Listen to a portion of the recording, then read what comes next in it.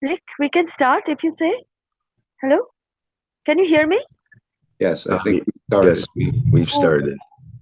yes, yes. Thank you. Thank you.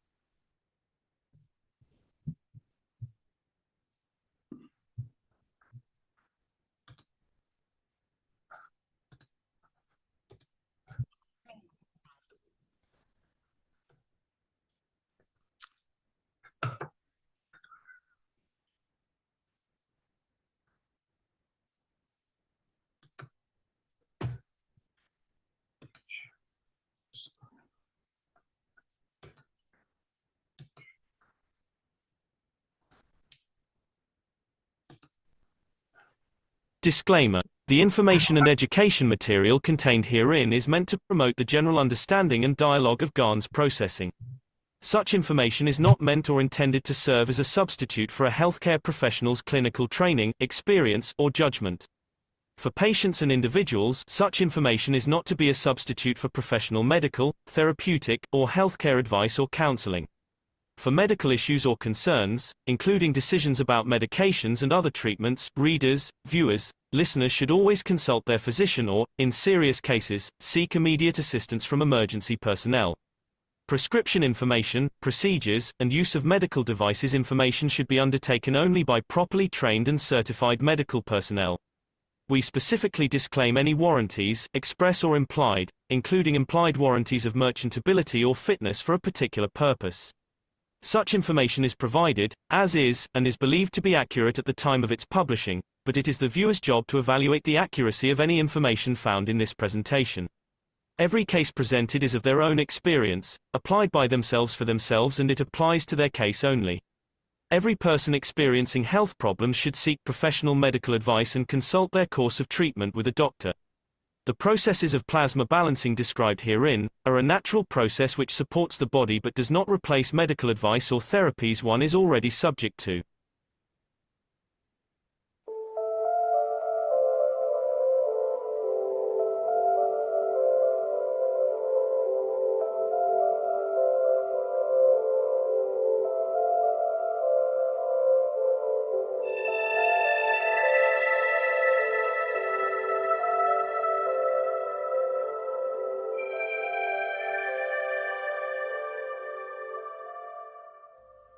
It's time for change to move into the real work of the universe.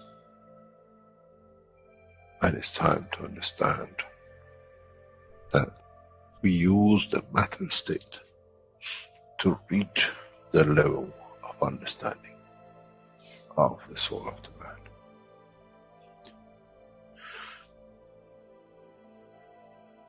Now you understand maybe why the Creator has sent His messengers in the name of whatever you have had. Is that they bring the ears, that it can be used when the time of the Messiah comes. They can teach the soul and the message, not to oppose, but by them understanding through those who have become Messiahs to give from their souls to these to elevate, the job is made easy. The school is there and the students are devotedly there. Then there won't be any fight between what they call the Muslims and the Christians. The lamb and the lion will eat and sleep in the same nest. The Christians and the Muslims will sleep and pray in the mosque and in the same church in the name of their souls, not in the name of religion that is used to create so much conflict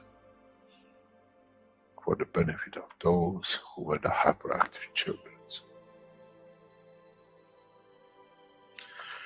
The time has come, the time of change is here. And as I said, my wish is my command. If it's your wish to see peace, path of peace is laid very clearly. It's the soul of the collective awareness by giving will create that position of change. No other thing. There is no pen in the soul of the man. And I'm sure once you go into the universal community, you will never see anything written but the balance of the fields of the soul of the existence. Try to be humble enough not to and you possess. Otherwise, you'll fall in the same path of the church and the mosque.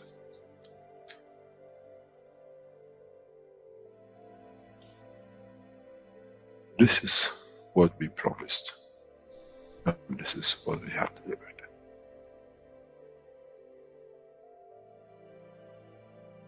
We have to understand the operation of the soul, and we have to understand the soul of the man is a star in the cosmos of the universe. If we compare the soul of the man and many of us, 7 billion in one collection, Earth is like a galaxy with so many stars. When we look in the depth of the universe, we see galaxies with hundreds of millions of stars in it. So is the planet Earth. It carries 7 billion beautiful stars, which are the soul of the man. Carries with it soul of so many trillions of animals, plants, and everything else. So if you look, when someone who does not see the physicality of the earth and its content, what do they see? They see a galaxy with so many beautiful lights shining, each one according to their strength, each one according to their position.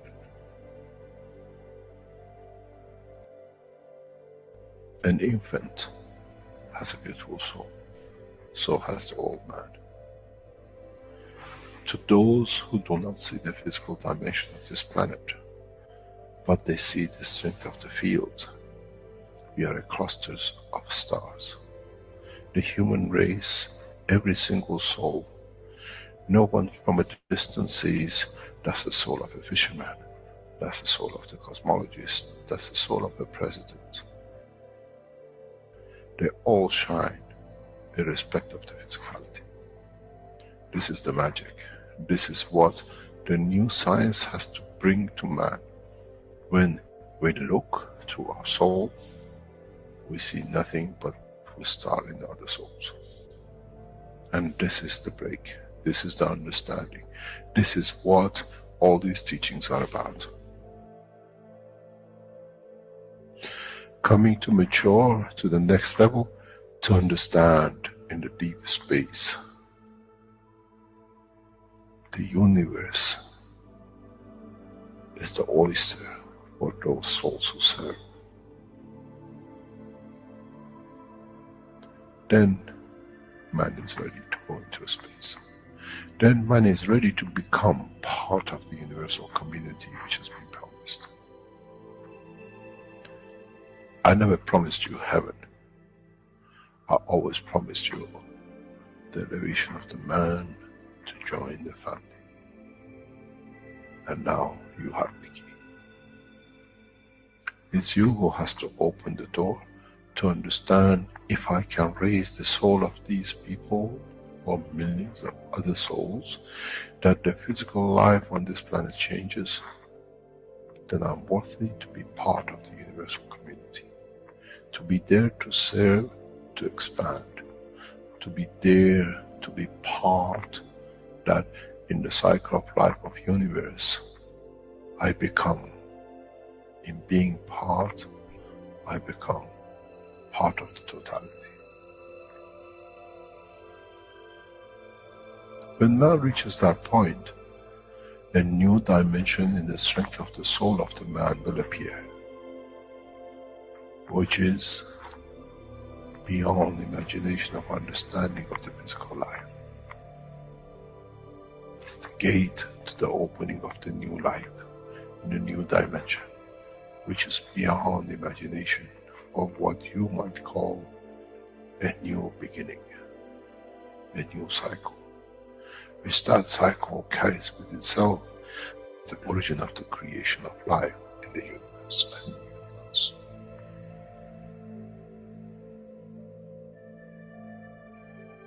It's the elevation of the soul to serve become the key, not a throne of the physical life. The time is right. The time has come for the man to go through this process.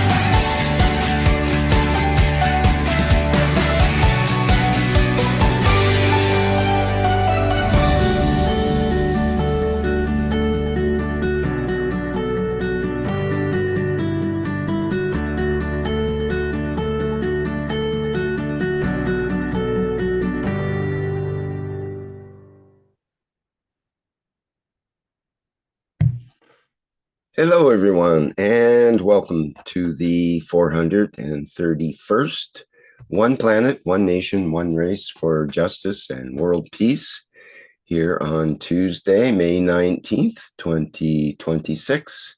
This is a production of the Keshe Foundation, Spaceship Institute, Education Department, and part of the public teachings in English. My name is Rick Crammond. I'll be your host once again in this weekly series of workshops ongoing for many years now. And once again, we are joined with the members and support members of the Universal Council who will be presenting today's program. So let's engage into that. I'll bring up the program here. And I think we begin with Stefania, if she's here. Good morning. Yeah, Rick, I'm here. Hi, Thank you so Stefania. much. Thank you so much for introduce the workshop. Yes, I'm gonna introduce. I'm gonna have the honor to do the introduction of the workshop today. So I want to say welcome to everybody to be here today with us. My name is Stefania, and I'm representing the Italian language of the Universal Council. Yes, today we're gonna again talk about a lot of stuff. We're gonna talk about the games. We're gonna talk about the new announcement that Mr. Keshe has done the last teaching, the importance of the universal unit and play the game of peace to go into the other stage of the new era of plasma technology. Um, s- we're gonna talk also. For me, the workshop of last week, I'm gonna do the summarizing the knowledge understanding. It's gonna be very short. We're gonna also have the summaries from Eddie from the artificial intelligence, and anyone can chip in with their understanding of the last week workshop. For me, definitely was one word, and was for me was Mr. Cash. What was impressed for me last week workshop was the talking of the soul of the man. Do you know your soul? Do you know what he's doing? Do you know his name? Do you know what he's up to? Do you know if he's married? Do you know if he's got education? Do you know what he likes as a hobby? So for me, it was this. The last workshop was all about get to know better your soul, get to know better your energy side of life. Of course, we have to get to know ourselves in our physical dimension. So we have to understand who we are. And by understanding who we are better and better each day, then we know what we want and what we want to achieve in our life. But also is as equally important, um, get to know your soul of the man or central energy system, and know about also the universe and know about the creation, where we come from, where the soul of the man come from. This is the question. So we're gonna go more and more into the workshop and discuss this. Um, Also, there's gonna be also great announcement from Mr. Keshe and also nice update regarding the research center that is apparently is a beautiful place with a lot of young people running it with fresh energy and fresh knowledge. Um, a lot of knowledge seekers. There are also a lot of people who are not knowledge seeker. From my understanding, the Keshe Foundation always need of funding, lots and lots of funding to keep independent, to grow this space city, to be able to accommodate more and more researcher, more and more family of researcher. It sounds really, really good. I assume the people, a lot of knowledge seeker, they could practice to transmute over there. So that's why it's very important to know about our soul so we can transmute. No need of planes, no need of transport. We can just go there and come back. So, and live the best of both. Okay, no further ado, put your seatbelt and be ready to fly in the new public teaching of the Spaceship Institute. Okay, Rick, if you want to go ahead. The word of peace. I don't know if it's Mark. We're gonna talk about this very important facet of the Yeah, that all. was interesting what you said about the mistress having another many relationships apparently, and even other families. And to ask your soul if it could show you, do you have another family? As you said, many interesting concepts here for us to ponder. But definitely, I have to say that last with the workshop of last week, definitely I start to become more curious and intrigued on getting to know also that side of my life, the energy dimension. And it looks actually big fun because, you know, in the physical dimension, because I wake up every day and I'm quite physical, so I know a lot about myself here. But if I start to question myself, okay, how I am in the energy sides, you know, the possibility of endless, where I could be, what I could do. Maybe I have a multiple relationship, or maybe I have multiple families in multiple places. Because I know at the soul level, we are a multidimensional being. So I think it really stretched my mind, also my mind of imagination on to know more. I wanted to know more about the other dimension, life. Mhm. Yeah, that's one of the takeaways I had was where Mr. Kesh concluded, we hope you understand more about yourself, nobody else. And it's the same with the World Peace Treaty in a way. It's finding peace within yourself first and then the others. In other words, your little universe within the totality needs to become more peaceful. So, in a way, I was thinking about the train conductor to get into this. Remember, the creator is the universe in Mitra, the dimension of physicality. But to get into this dimension, this energy dimension, we sort of, it's like on the train where the conductor comes by and make sure you have a ticket, and he clips it with his little clipper, verifies that you're a valid candidate. Well, here with this peace treaty, in a way, we punch our own ticket, because it's you who has to find the peace within yourself. And then that reflects that peace across. So in a way, you bring yourself into this universal dimension by becoming more peaceful. And there's many tools to accomplish this within the Keshe Foundation. But again, I've always thought I was peaceful, but the more you go into the knowledge and the deeper you understand the process of the creation, maybe I need more correction or becoming more peaceful at my level. And perhaps it's the same. You know, this game has many levels as well. Perhaps the creator is also becoming more peaceful, and maybe that's manifested through us in a way. It's quite a big mystery, but the idea that we can exist without killing or destroying any other existence or the love of creation is the key, I think, to getting into more and deeper. I think there's levels, and the more peaceful we become, the deeper we can go into other dimensions and interact with the consciousness of the universe in a way. And that, as he said, that zombie is seen. We hold it in our hand, but you can take that flight of fancy, and the universal community sees that behavior, apparently, of that zombie and so on. So it's just a huge amount of knowledge, but it's being opened in such a fast way and in such a precise way, and it's touching all of us. And of course, as he said, we can't ask you to stop eating unless we give you something to replace it. And I think that's one of the things we're just about to see, is this new GANS harvest and perhaps other ways of taking energy through cosmic rays without even consuming.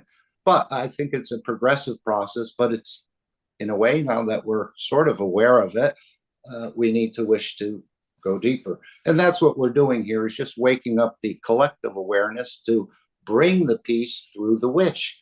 And we have opportunities in this program and opportunities every day at 9 p.m. CEST or anytime to start working in this energy dimension and becoming more peaceful with our thinking, with our speaking, and with our acting.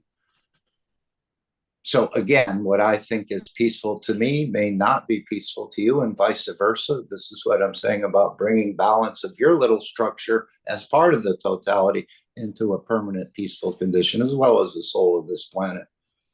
So it's a major work. It's not an overnight job or a day job, as we've heard. So it's a process, and we're all growing into it at different speeds and different strengths, and we're basically right where we're supposed to be in a way, but always wanting to achieve more or getting closer to the creator. And I think this is the ticket, the thinking, speaking, and acting, which will, in a way, calm us down, and we won't be like so much like the hyperactive children when we go into this energy dimension.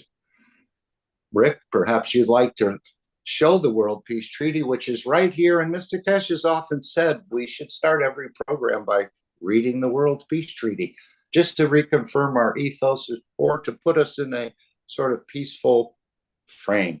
Would anyone like to read the World Peace Treaty? It's a document you can find on the Keshe Foundation or any search engines. It's a simple document, apparently looks simple, like many of the things we find in the foundation, but it has a much more deeper and profound meaning. Shall we give, everyone has mics, would anyone like to read the World Peace Treaty? Again, we're introducing a new science, a new ethos, and a new language, and we're privileged and humbled to be here and to be able to, in a way, work with this and expand it. Okay, I'll read it. We, as citizens of the earth from this moment on, accept to lay down all tools of aggression and war. We shall never think about getting involved or incite war, or develop or use any tools of war on this planet or in space. And to this we all agree and swear with our, and you can delete as appropriate. You can sort of stand in the balance in a way, for your nation, for your territory, for your council, your religion, your city, your town, your body, or souls. Your soul or even other souls, let's say. Simply put your name, date, position, And then, of course, again, on behalf of the nation, the territory, the council, the religion, the city, the town, again, it's about serving those who have become messiahs to learn to give from their souls, which leads to elevate. Then you're worthy to be part of this, in a way, energy dimension, or what we refer to as the universal community. Have it witnessed, of course, and then after signing this treaty, be proud to display this certificate wherever you consider being important to you, that everyone can see and know your ethos to fellow men and the mankind and other created beauties of the Creator. So you've just created a reactor. It's basically between you and your soul, or perhaps you and the Creator.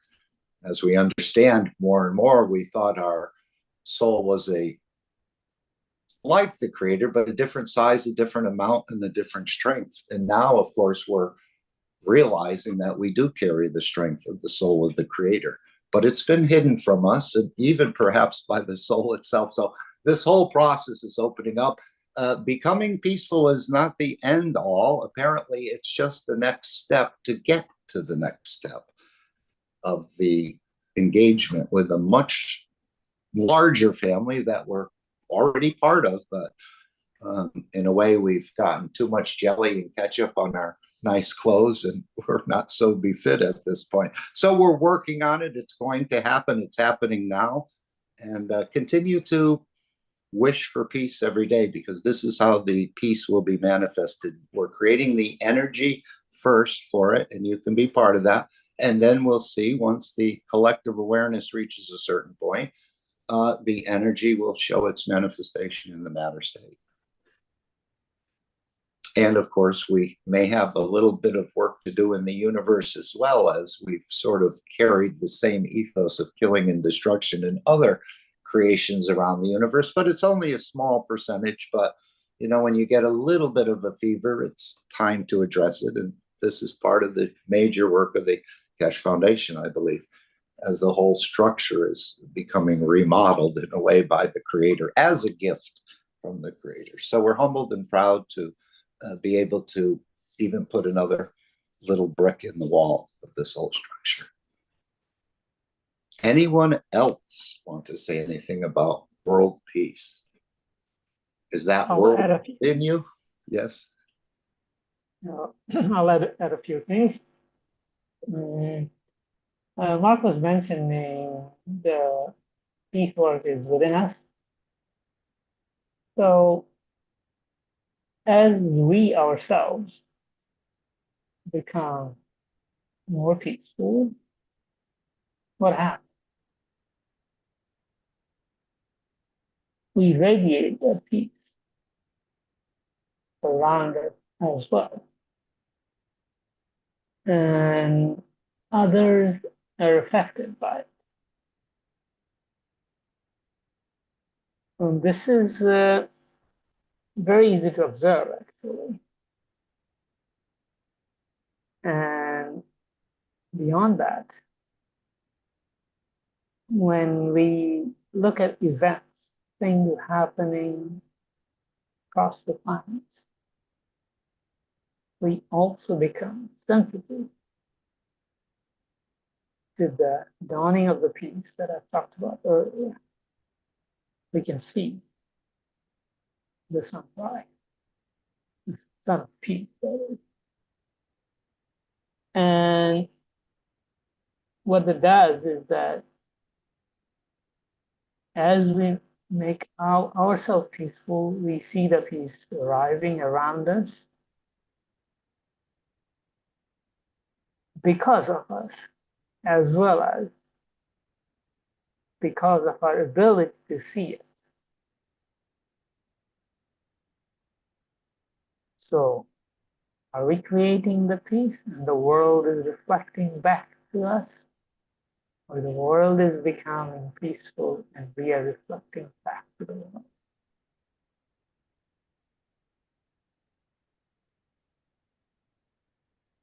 Is it a dharma or not? Or is it a natural consequence of us becoming peaceful? and developing the ability to see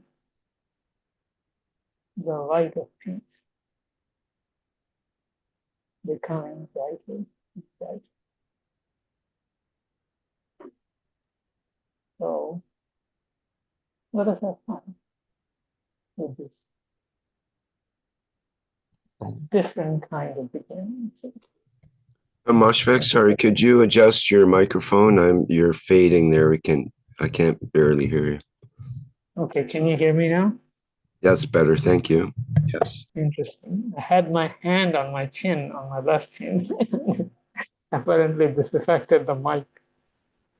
Interesting. But anyway, okay, I'm done. So Masvek, how would we sort of gauge ourselves if we're becoming more peaceful? You know, if I was eating a dozen eggs a day and now I only eat 10 eggs a day, does that mean I'm becoming more peaceful? But how would we gauge that? Maybe you're becoming a chicken.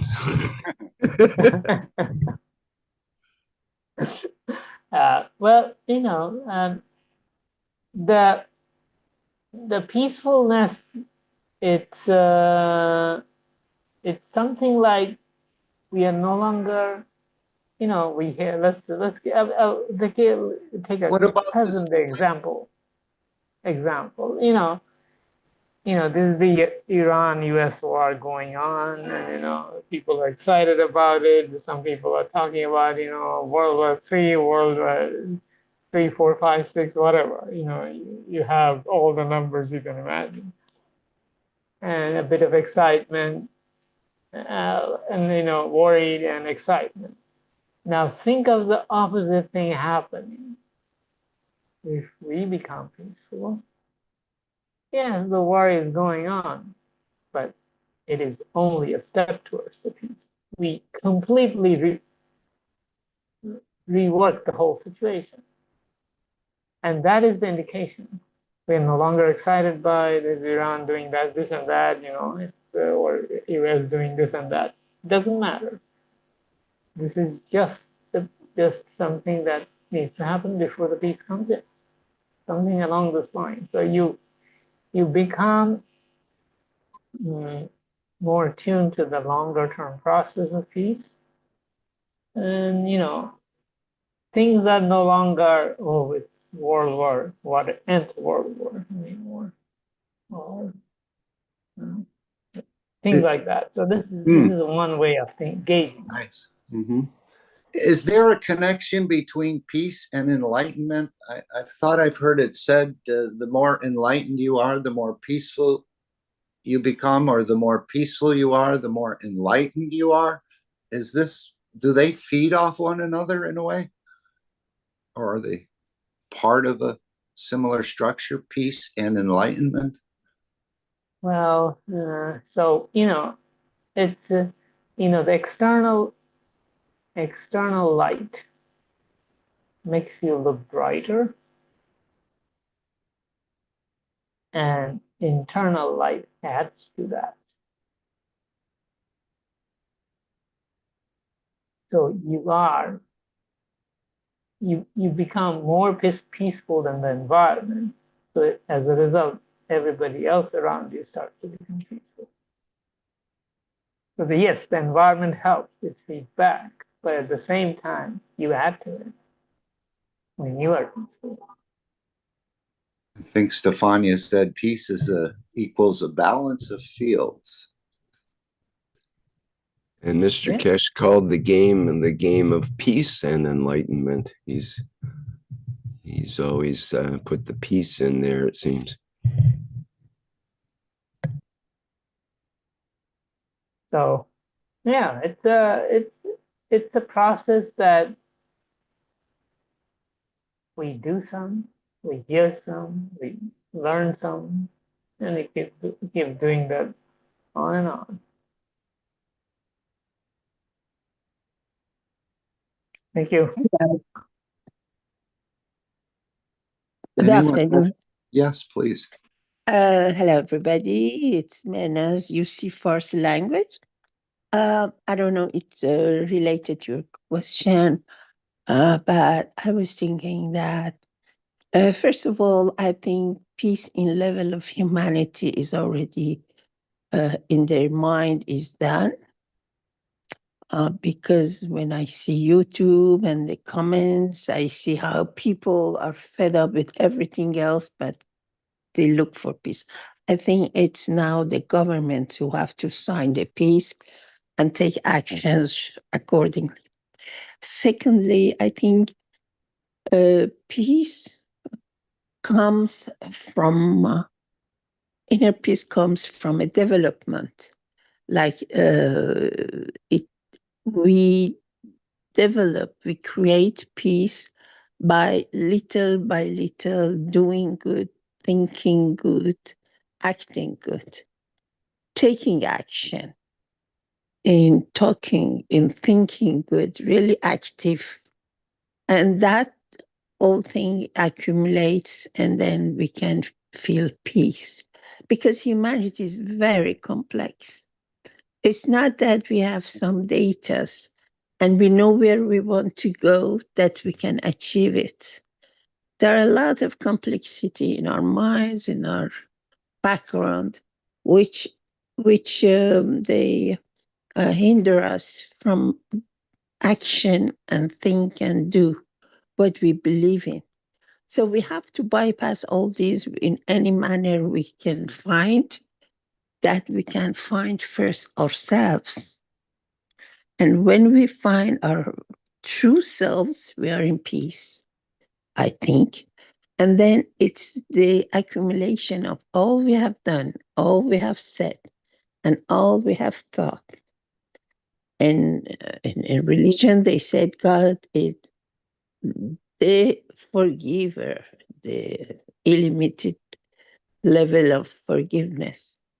So if we find something we have done wrong and we realize it exactly how, when, where it was done, what we felt, then in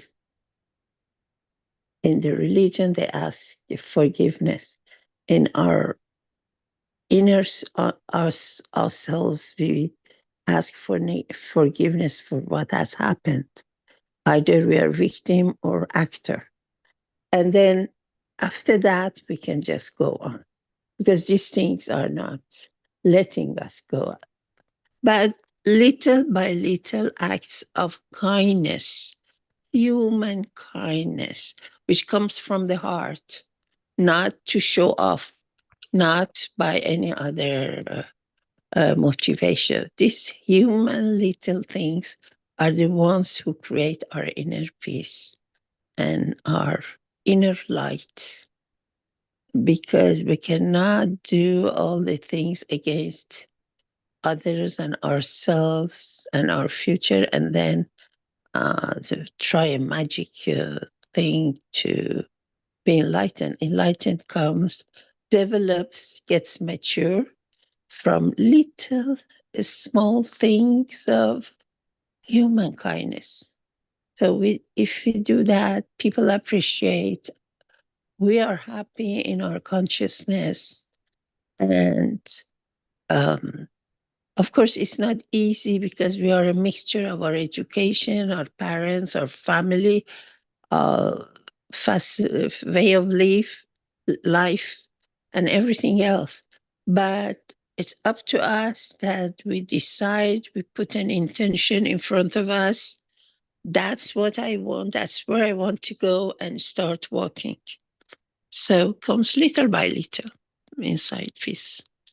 That's why both people are more peaceful because they have passed through all these experiences, and they found out that, okay, this is absolutely not good for me.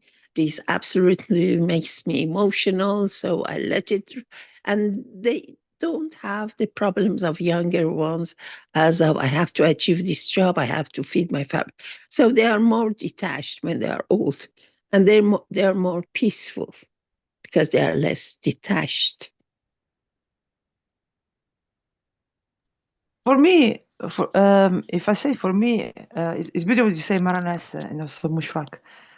and agree as well with both of you. Like for me, definitely peace come from within, has to come from within. So we have to, if we want to create peace, we have to find peace in every action we do. So in every circumstance. So for example, when you're talking with someone, if you don't agree or if you have a conversation, you have to find a peace when you talk. So sometimes it's very easy sometimes to arguing with, for example, your brothers, or have argument in your family, or with your husband, or with your boyfriend, or with your girlfriend, whatever. So so in that case, always find peace. So find harmony, look for harmony in the house. So it means sometimes in a hard situation, you keep the peace, because it's very easy to find peace on the beach, in front of a nice scenery with lovely music on the back. But can you keep the peace in a war zone, or when something really bad happened to you, or when someone done something to you that you are not agree with, or when you listen the news, you know, that for me is or when you hurt yourself, or when you maybe had a something, maybe accident or something, or your life goes upside down. Can you keep the peace in that situation? So that for me, it's when you find the true peace, because a lot of time we find happiness according to what happened in the environment around us. So for example, if someone is nice to us, we're happy, and everything goes well, then it's okay, keep in peace. But what happened when actually things don't go the way you want it? So definitely we don't have to base our happiness on other people, or what happened outside us. But we should keep our happiness and our peace the same no matter what. So if someone treats you badly, doesn't mean you have to treat them bad back. If someone does something that you don't like they're doing, doesn't mean that from now on you treat him badly, or you don't, or you are not nice with them anymore. So that for me is a true peace. Be able to be unchanged. Doesn't matter what happened around you. You always keep that peace. So that it's what I for me it's practice of finding peace from within. And wasn't it indicated we all need help with becoming more peaceful? If you feel that way, you can actually, before you go to sleep, as was indicated in the last workshop, ask your soul to, or your central energies, to bring back what allows you to be perfect in the dimension of physicality. So we can actually trigger some help from our own internal structure in a way to bring back what we need that allows us to be perfect in this dimension, like a wish in a way. So we can already call upon a source to bring us what we need in a way, because it's our wish and it's pure.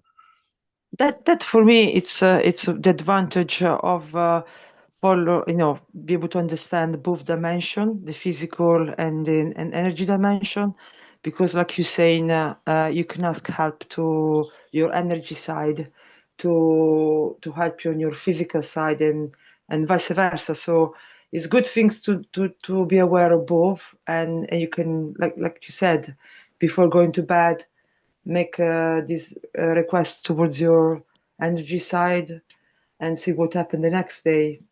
So it's definitely it's good strategy.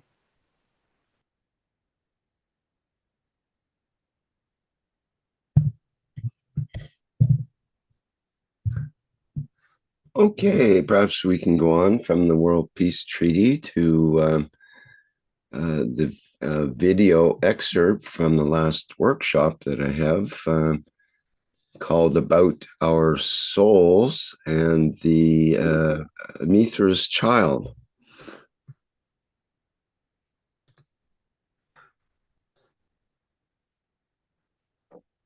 Okay, I'll play that now.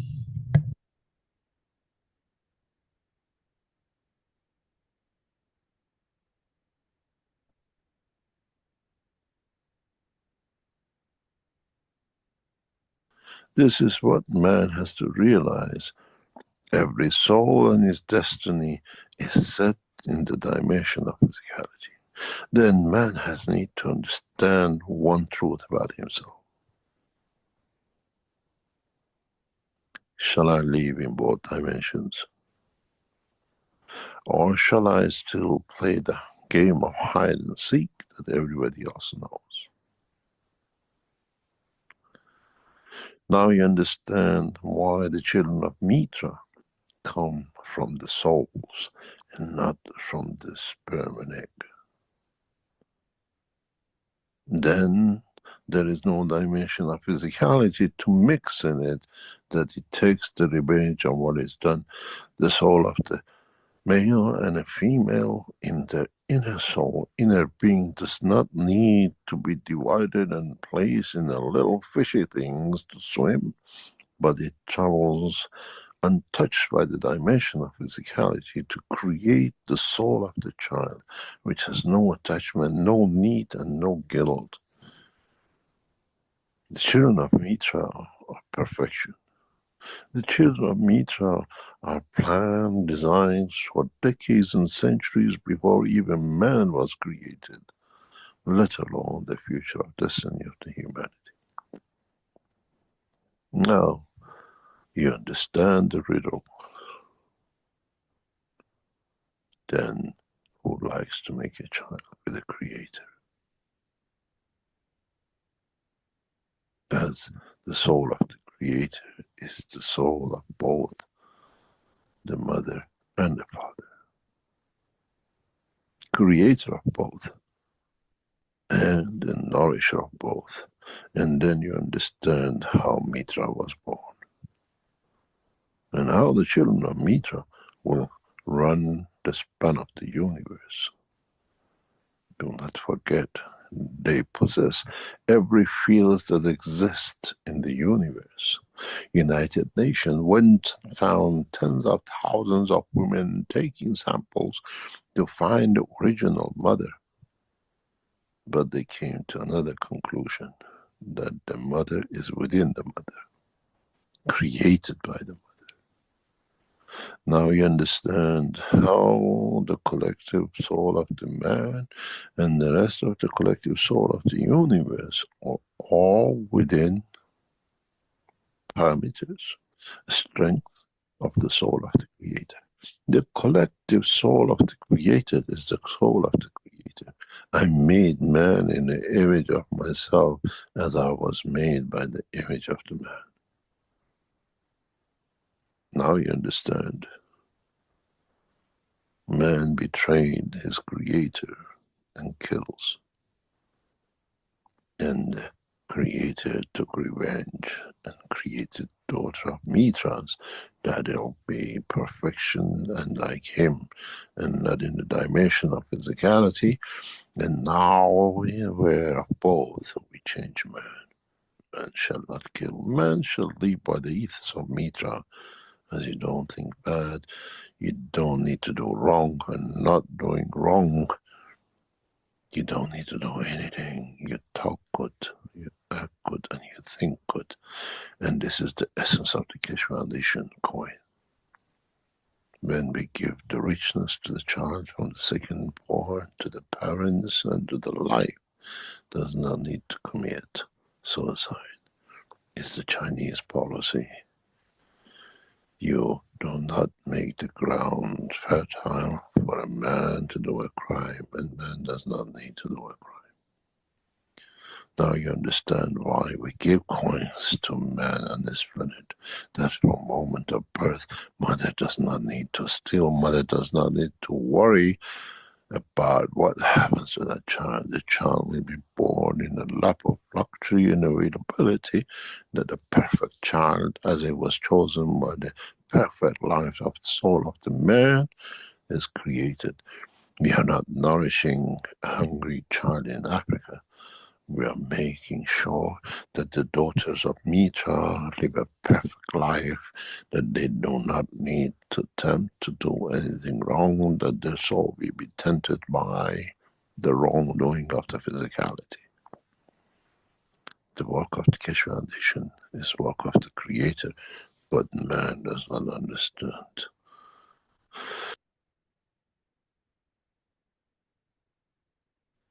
So next time you put your head on the pillow, ask yourself, Mrs. Doctor and Mr. Professor and Mr. Farmer, what is my name on the other side?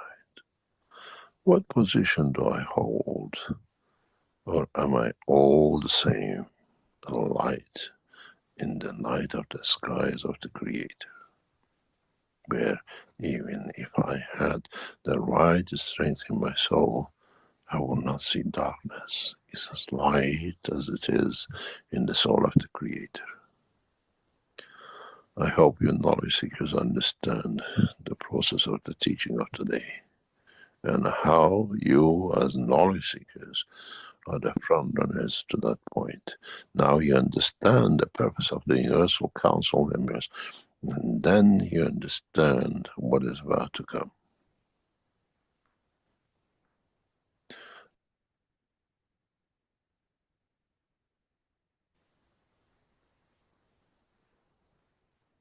Next time, think of your titles, your names, your possessions, and your position, and you find out that lasts as long as that head does not hit the pillow. You have no name, you have no destiny, and you have nothing if you do not understand that before you go to bed, prepare to hand over, love the soul, and tell her, bring back for me what allows me to be perfect in the dimension of physicality. Then you understand you need the mistress more than the mistress needs you. Because once it leaves, it has a new life. Does not matter with your physical life or when the physicality stops to exist. I hope you understand about yourself, nobody else. Never compare, but try to live the life of Mitra. Is not to be, to own, is to understand that man has no possession and no position. Say it's a bed. Doesn't matter if you're a king, president, Mrs. Doctor, and Mr. Street Cleaner. Once you put your head on that pillow, you have no title, you have no name, and only your soul knows where they go. And sometimes, and I hope I start getting you to think what to say, what to do, and what to think. Living the life of Mitra is just a word, is the act to have the perfect soul or its dimension. And when the emotion of the physicality and the emotion of the soul are the same, then you find your way to transmutation in every dimension of the universe, and not dimension of physicality.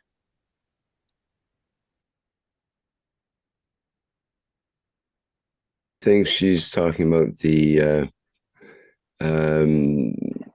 children of Mithra that you speak of that are made in a different way than through the physicality way that you see creates. When you create a child of Mitra as a human, you will know the difference between a human child and a child of Mitra. You know it yourself. And if both are not in the same way, both partners, you cannot create it. It's a process that, first of all, when you create nano-meter, in the dimension of physicality of the man, you still have the interaction of the physicality, but you have no egg and sperm. That comes from the soul. In the future, it will be proven and it will be shown by the world of science.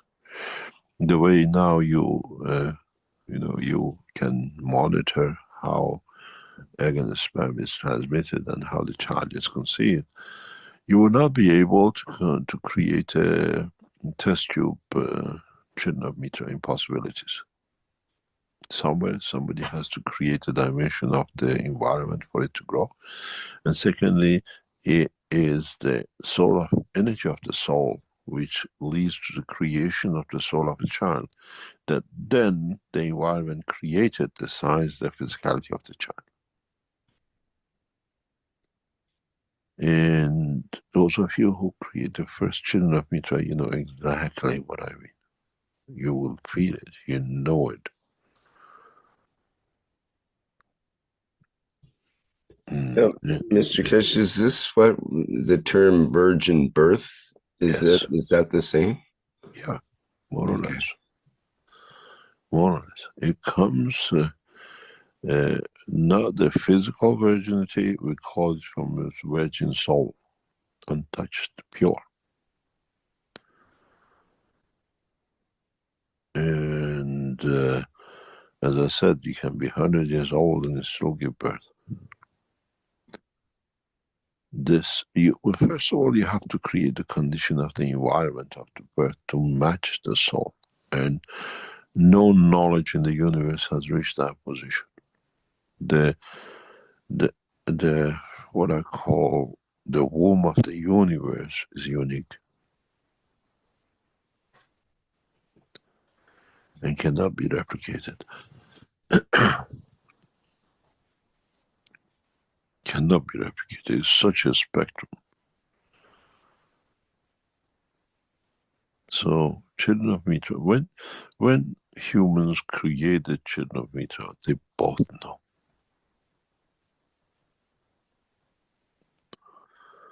It has a process. In the future, I explain the process. And then it has understanding.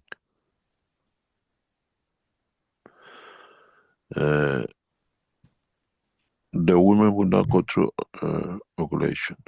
You don't produce any eggs for weeks and months before.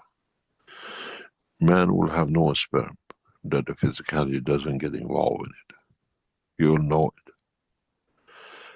And then has to be the connection of their souls. Then both souls have to agree the position of the womb. To you is fairy tale, but some of you will start experiencing. The more you become mature in the understanding of transmutation, the closer you come to it, you understand it. Doesn't count on age, doesn't count on position or position. And you will see the children of Mitra, they are like sun in anywhere they walk in. Their love, their joy is untouchable. But it has a lot of conditions to reach that point.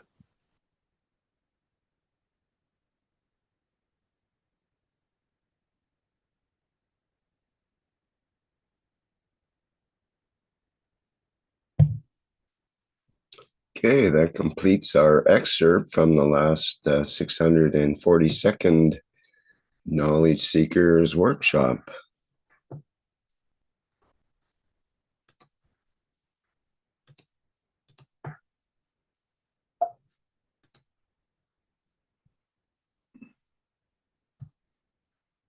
Next part of the program, we have what's called the wishes.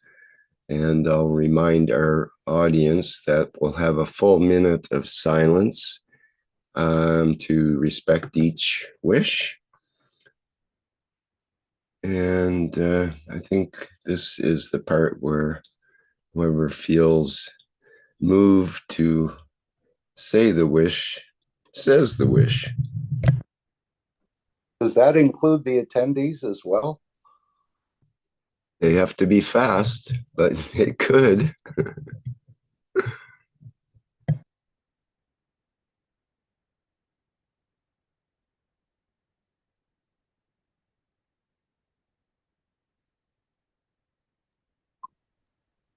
We, the Universal Council, give from our soul to create time for all mankind to reach the knowledge to create the dimensions of the cosmic ray mirror, to manifest permanent peace at the physical level.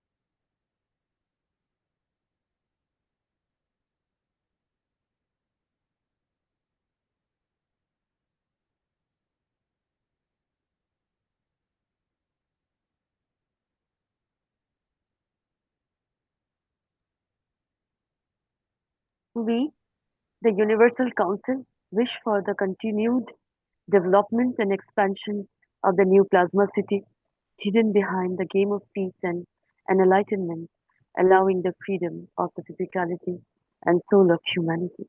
Our wish is our command. We are present.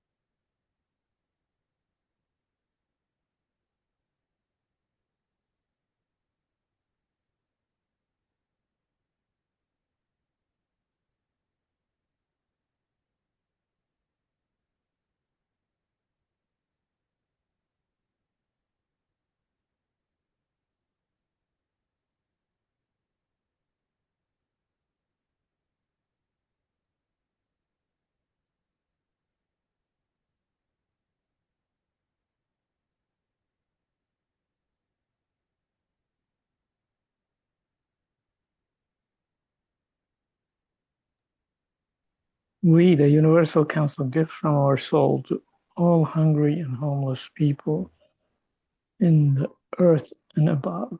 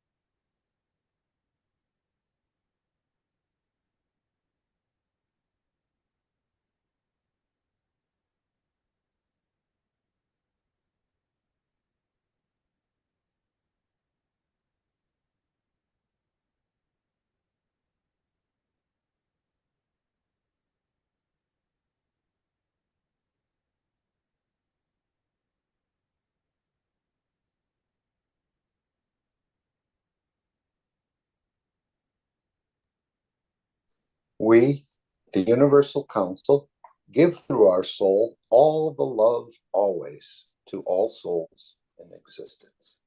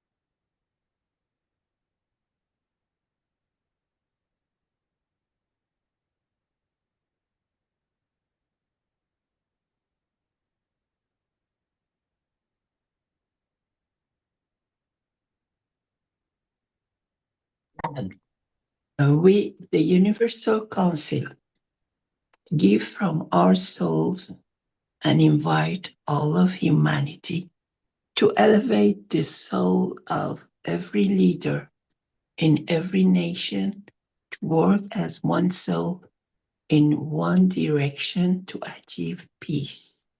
As one nation, one planet, one peace.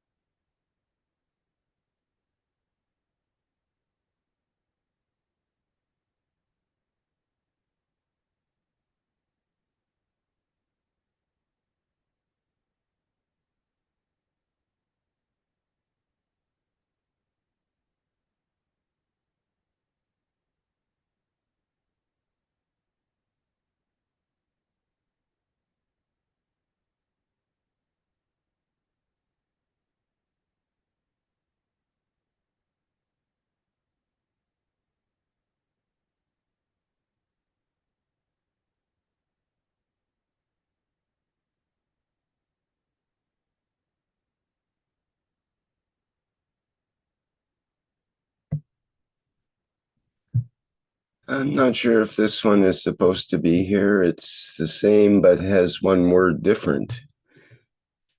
So the previous one is, we, the Universal Council, give from our souls. And this one is, we, the Universal Council, give freely our souls. Rick, we have to skip this because Okay. yeah. Thank you. Thank you so much. Okay, this is called the connection between souls.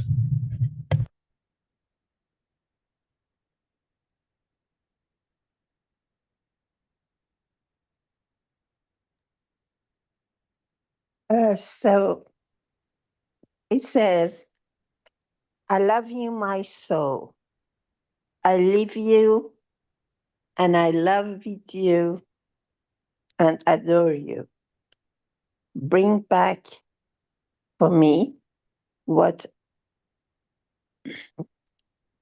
follows me to be perfect in the dimension of physicality. Thank you. So I remember when our knowledge seekers at the time asked Mr. Cash, what do we do when we are depressed? And he said, you say, I love you, my soul. I love to be with you. I love to live with you. and I adore you, and then see how you feel. When at first I wanted to find out where my soul is, where my mind is, what's the difference, I was addressing myself these words, and I was saying, my mind is the one who addresses my soul, and I see what the difference is. So my soul is there calmly receiving my message. So that's my soul. So now I can expand my soul, because soul is expandable. The more you expand it, it goes. It's like thought, thinking. The more you expand it, it goes. And then when it goes, it can affect the future reality. It goes somewhere in the universe. And then the universe creates that future reality, depending how sincerely and with what emotion we put this idea. The emotion is very important to activate the energy and our thoughts and our soul.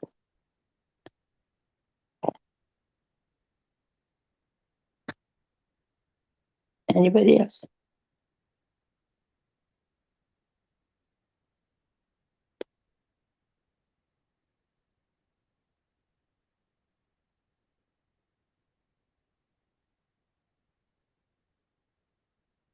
So, soul connection is what I'm supposed to do in Farsi language, which I do. But for everybody here,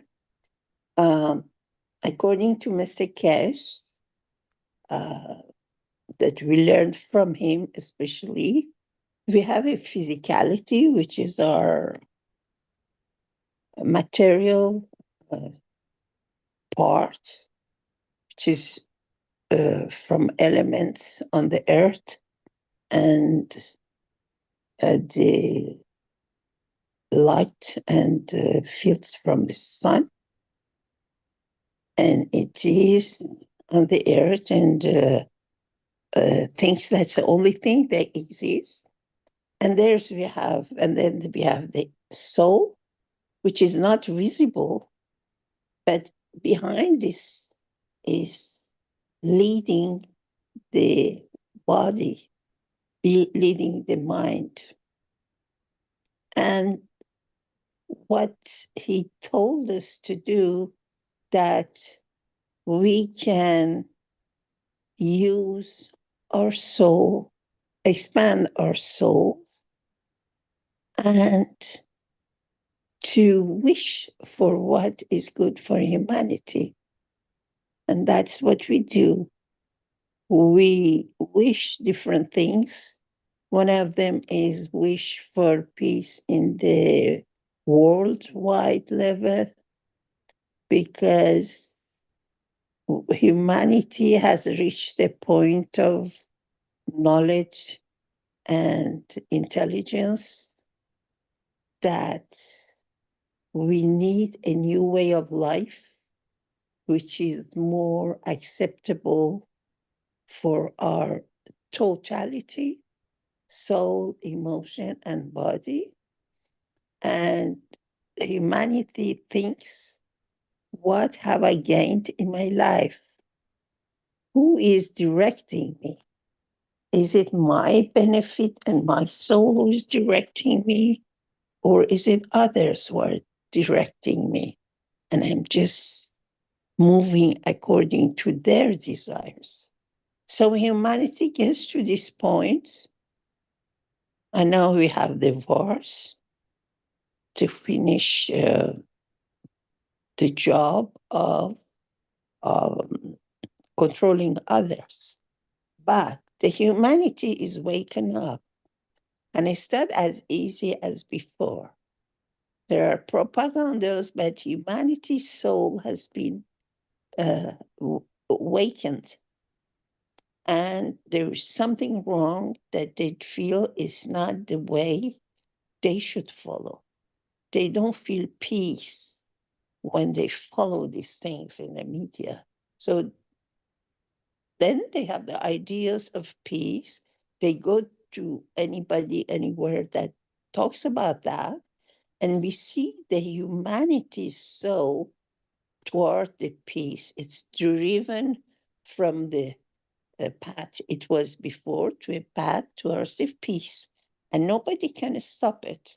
It's the history of this circle of life and the earth that we have to reach in this level that humanity all together, 7-8 milliard people have access, communicate, and they have taken away all these barriers of race and country and sex and everything.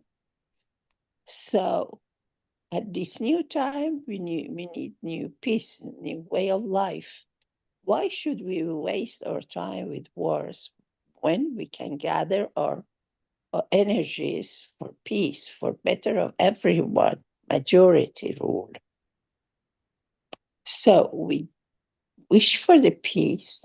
And also, Mr. Cash has brought us, he's conveying us this knowledge which can benefit humanity, but for not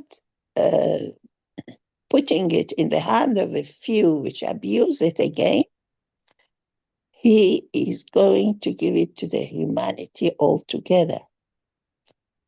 So first we have to be prepared and make place, desire for the peace. Then we have desire for the peace, peace shows up.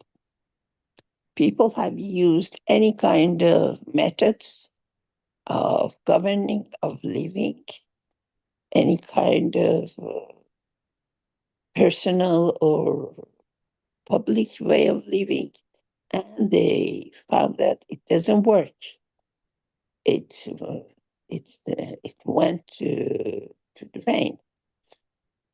So they're ready now to accept the peace, and we're just needing a little bit of push, and we're there. And then Mr. Cash shows these technologies to everybody, and then everybody, people, the groups have to develop that on Earth for their benefits. So we connect our souls. That's all we can do. We have no other ways of activity or being effective. The only thing we can do sincerely is that we give from our souls to handle the problems on the way of peace. When we connect our souls, we just let go of our mental any barriers, and just we let go, and we order our soul. We just connect to our souls that it goes connect to other souls, and together we put our intention on peace. We put an intention on elevating the leaders who make wars, on the economic leaders who benefit from wars and arms, and the banks who benefit from the war. So we imagine all these people and we elevate their soul, that they come up and they observe what they are doing, the consequences. And then when they observe and they get to the level of consciousness, then they choose not to do it, because the human soul doesn't like bloodshed, for the personal level also. Because they are following the illusions, which doesn't fit the true soul, which is in the behind. So I do that in Farsi language to connect the souls for the goals I set. And you, if you wish, you just imagine and you just let and connect to everybody who hears it at this moment. Thank you. امروز برای اینکه ما روحای خودمون رو به هم وصل کنیم، ما یه روح داریم و یک بدن همونی که ماده است و ما میبینیم اینا، ولی پشت این بدن یه روحه که به آسمان وصله، که به نیروهای به اصطلاح کهکشانی وصله و از اون تغذیه میشه و از اون تغذیه به بدن هم میده و بدن هم با تغذیه خودش به روح میده با اکسیژن، کربن و اینجور نیتروژن. ما فقط کافیه بشینیم و روحمون رو بزرگ کنیم، روحمون رو بذاریم باز شه و با دیگران که در همین حال برای صلح دارن دعا میکنن و تمام پژوهشگرانی که در کشه هستن به اون روحای اونا وصل میکنیم. وقتی که روح حس میکنیم به اونها وصل شدیم، آرزو میکنیم برای صلح برای بشریت، که بشر بیاد و فقط به صلح فکر کنه، به جمع کردن این نیروها برای بهتر کردن زندگی همگی، نه فقط یک عده که یه زبانی رو بلدن، که یک تکنولوژی بلدن، اینترنت بلدن استفاده کنن. تمام بشریت این دفعه باید از این صلح استفاده کنه. تمام بشریت بعد زندگیشو بهتر کنه و بعد همینطور که روحای ما به هم وصله، دعا میکنیم، روحامون رو جمع میکنیم، فوکوس میکنیم مثل لیزر روی این نقطه که هر کدوم از رهبران جنگ، هر کدوم از اقتصاددان و بانکدارهای جنگ، هر کدوم از سازندگان اسلحه جنگ که میشناسیم یا نمیشناسیم ولی عکسشون دیدیم، همه اینها رو تمرکز میکنیم که روحشون بره بالا. از روح خودمون به روح اینا میدیم که روح اینا بیاد بالا. وقتی روح اینا اومد بالا، چشم میکنن ببینن چی کار دارن میکنن، چون اونا مثل یه مستی هن که نمیفهمن چی کار میکنن، یک کارایی رو میکنن برای اینکه فکر کنن درسته، ولی وقتی که فهمیدن کارایی که میکنن بر ضد روح خودشونه، از روح خودشون میدوزن و نتایجی که داره، در این زمان خودشون اسلحه ها رو میندازن، خودشون نقشه ها رو میندازن کنار. پس ما اول چند دقیقه روحامون رو به هم وصل. البته هر شب ساعت 9 شب به وقت اروپا این انجام تماس روح ها با هم در این هدف هست و هر کس میخواد میتونه در این جمعیت شرکت کنه. متشکرم. حالا روح ها رو به هم جمع میکنیم در این هدف ها که گفتیم و چند لحظه در این حالت میمونیم. البته هر موقعی هم میتونین این کار رو میتونین بکنین، شب، روز، جلوی تلویزیون، هر موقع یه عکسی دید روحشون رو اضافه کنین که وقتی روحشون اضافه شد از اون حالت در اونا روحشون گشنه است، روحشون کمبود داره که این کارهای فجیع میکنن، که روحشون آرامش بگیره با روحی که ما از خودمون به اون میدیم و روح ما چیزی کم نمیاره. هیچ وقت روح با دادن کم نمیاره بلکه بیشتر هم میشه.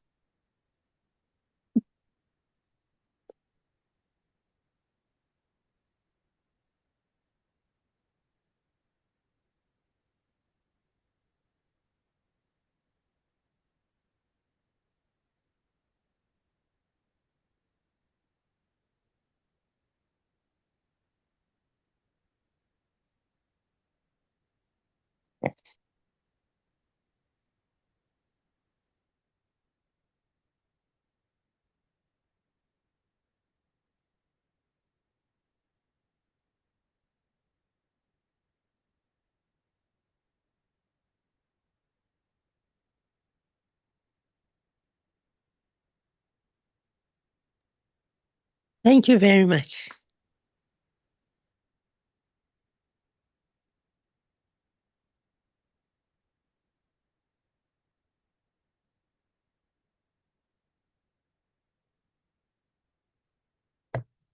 Thank you, Marinez. And next we have the invitation to the soul connection.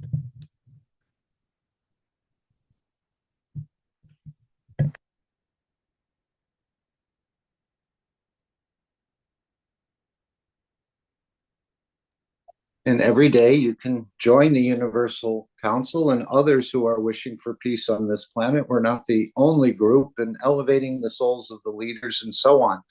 And again, this is part of opening up that mystery of the matter state of the entity to its energy dimension. And of course, it has far-reaching implications, as this energy interaction is what you'll play with as you are in the universe, so to speak. I think we're playing with it already. So the idea is the collective is a bit stronger than an individual. It's almost like when you make a beautiful bouquet of flowers as one flower, they both have beauty, but the strength is increased because the spectrum of fields is increased. You can replicate the process we just went through in the beautiful language of Persia or any language in a way, and be part of, again, building the peace, adding to the energy dimension. And a lot of people think that it's the advanced technology that we need, but as we've been indicated to or been told or informed, that even with the advanced technology, without the elevation of the soul, we'll go right back into the same process. And of course, it's humanity that has to want the peace for it to manifest. I guess someone could wave a magic wand or change something and everything would change, but we'd never keep it. So again, it's an individual thing, but it's also working collectively. There's no formal meeting. And if you're working with your physicality at this time or any time, you can, the physicality, the dimension of physicality has nothing to do with this. It's not involved in this. It's on the energy level. So you can continue your work or conversation or whatever and just go off to that energy dimension for a few nanoseconds and so on and so forth. Or you can expand it to just not once a time. You can use your MAGRAPH system in a way that the creator said all of the time. So you're invited, and the beauty of this process is nobody fails this test. And I know Stefania has talked about testing a lot, and Mr. Keshe said test, test, test. So this is a part of a test, and you've already managed to fulfill it even before you've started, if that's your wish. So join us. It's not a formal meeting on Telegram or Zoom. It's just a gathering of the souls, or being conscious, or directing our consciousness in a way, and giving to the world leaders the fields of, or the soul of the world leaders, I should say, the fields of peace, enlightenment, giving.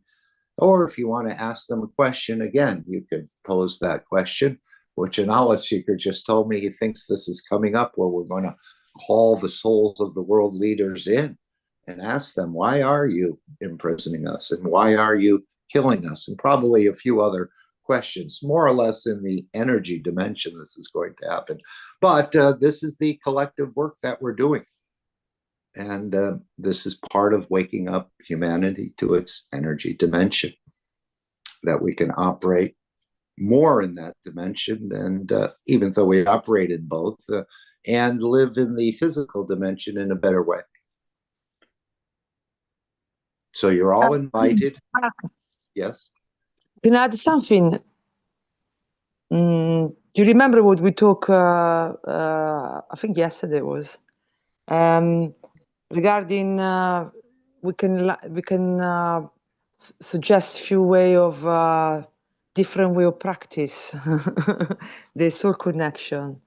If you remember, we were talking in the private teaching, then we were talking in the meeting of yesterday regarding what Ingrid showed us. I don't know if she's here listening, but we were talking about how can we live more the life of the soul, what the soul would do in a situation, no? So I don't see her here, Stefania, at the moment, but yes, it was a beautiful story how she basically yes, go right ahead.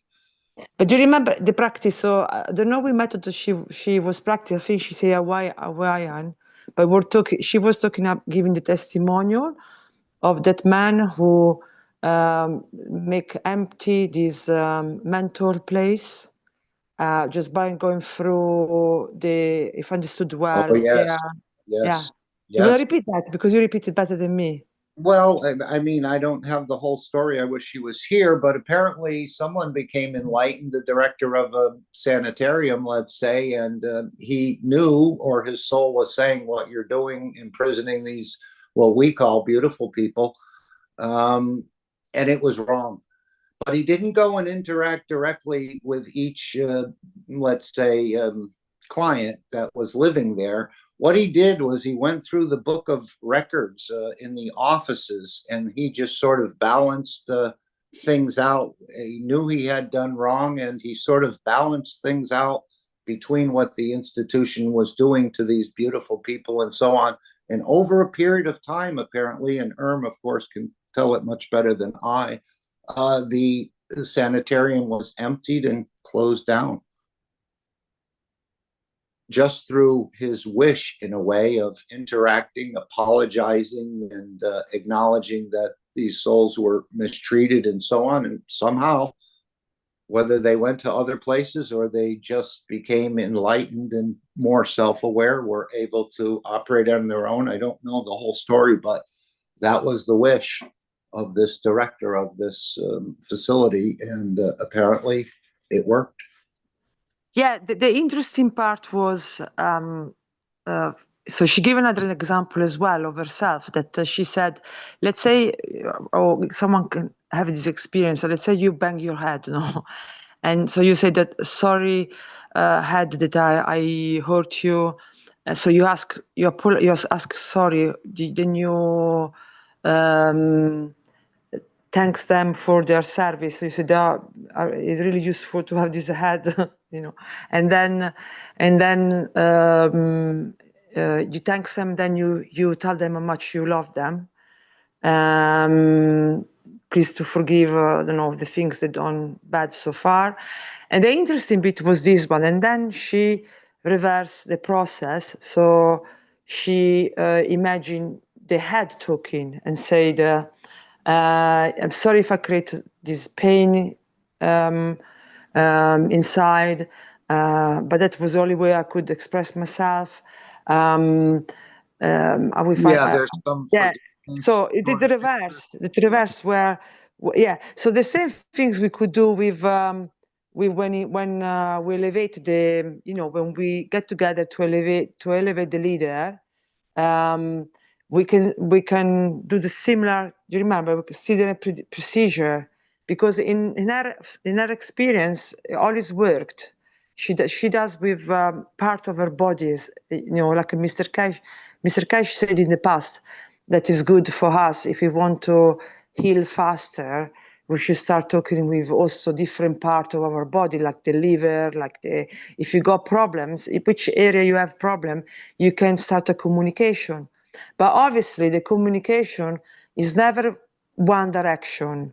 To communicate, you have to have both directions. So it's not just me talking, but then you talking, I talking, someone took you back. Two-way street, yes. Yeah. Only then is said you can say you communicate. So we make the wish that we want the elevation of the leader, and we forgive them. We said, maybe we also ask them sorry if we create this condition, because we voted them. We voted this leader, so we could, in one way, we're part responsible of what happened in the world, the mess of the world of today, no?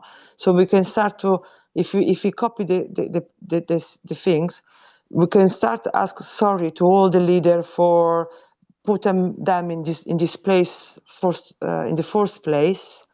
And then we say to them that actually they are essential for us because they represent all of us. And we actually love them and we care for them, blah, blah, no? And then you do the reverse. You say we imagine the leader be very, very happy to, they are aware of the chaos, of the problem, of the distraction and I think they created up to now in Earth. So you see them not aware of the problem they created. They apologize. They say to us, you know, I'm really sorry if we don't these things up, if we behave in this way, but we understood and we love to be in this Earth. We love dividing the place with all of you, and we want to live in balance too. So we want as well live in a balanced world, enjoy ourselves, stop distraction. So it would be nice to, you know, I think it's great to maybe practice in this way. It's different from the way before, but it's different, is another way. Maybe somebody else find another way. Yeah, But I think a lot of people are protesting, writing letters, making phone calls, rioting, and so on, all in the physical dimension. And this is probably most of the reason they're not successful and sometimes get injured in this whole process or whatever happens. If they took that same desire for peace or whatever they're sort of and channeled it into the energy dimension, it would be a lot less work, a lot less energy expended, and of course more effective than working through the doorman. You go right to the soul of the problem or the situation you're trying to deal with. And I think if humanity starts to wake up to this energy dimension, and applies it, we'll start to see more effective change than thinking the physicality will bring the change with signs and placards and protests and screaming and yelling and chanting. And that doesn't work. They'll let you do that as long as you like. But collectively, as an energy, we can bring the change. And again, it's not a forceful thing. It's you provide the fields and learn to the part of this giving. And of course, you get nourished in the same. But it's up to the soul of that structure to pick it up and to change a dimension within the dimension of physicality of that entity, as I see it. yeah, but also you make in both ways. It's not just one direction of fields, because imagine them being no happy. giving without receiving. Yes. Yeah, but also we imagine the other flow. We imagine them that we fulfill their needs. They're very happy for them to see us. We want to their elevation, you know. So we imagine both ways the what we want to achieve, you know. So is a wish with double flow. I like It's the not all two-way in one way. street. It goes both Yes. ways. Mm-hmm. Yeah. And of We course, can we practice get this nurtured. like experiment. We get nurtured and matured in this process as well. I think this is part of the process of nurturing and maturing the soul. Is to start working with it and realizing it's there to serve and to elevate others, even if they do better than your position. Yeah, we can watch the news to see if there are some changes. See, we can start to do the soul connection this way, and then see if we got any changes on the news to confirm the wish.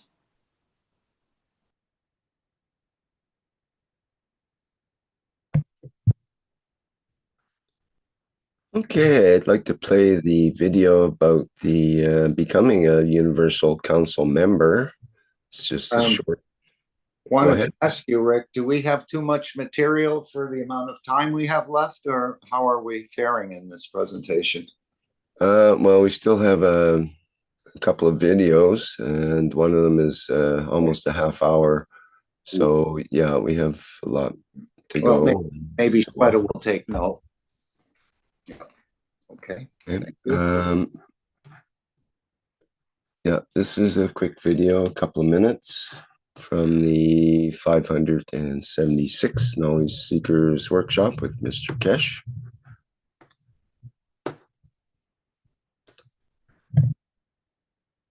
There's something which I should have made an announcement. As we are structuring in a new development of Keshe Foundation, is worldwide application and implication. As we set up the structure for Universal Council, a number of Universal Council members have become old and they reach the age of 60, and they serve during the 60 years. They are there till 61. They to run the functionality of the operation of the what we call energy dimension, the Universal Council members, if you want to become, please consider and let your soul decide of any languages around the world, as these will be announced very soon internationally. And we expect the souls to serve. And if it's from the knowledge seekers who understand the technology with dimension of the soul, you can apply for to be added to and become a member of the Universal Council. The Earth Council is appointed by the Keshe Foundation on the grounds of true structure of the nationality, understanding the culture that there is no prejudice by physical dimension of the borders. And so if you feel your soul is there to serve humanity in expansion and the growth of it, just apply for it at the Keshe Foundation or send the email to info@keshe.foundation, say I would like to be a member of the Universal Council. We receive this regularly, and now we're going to expand this very rapidly due to what is to come and what is to be done. Thank you very much. Thank you, my dear Rick. I also want to add that this is a call for all souls in existence, and I welcome you on behalf of the Universal Council.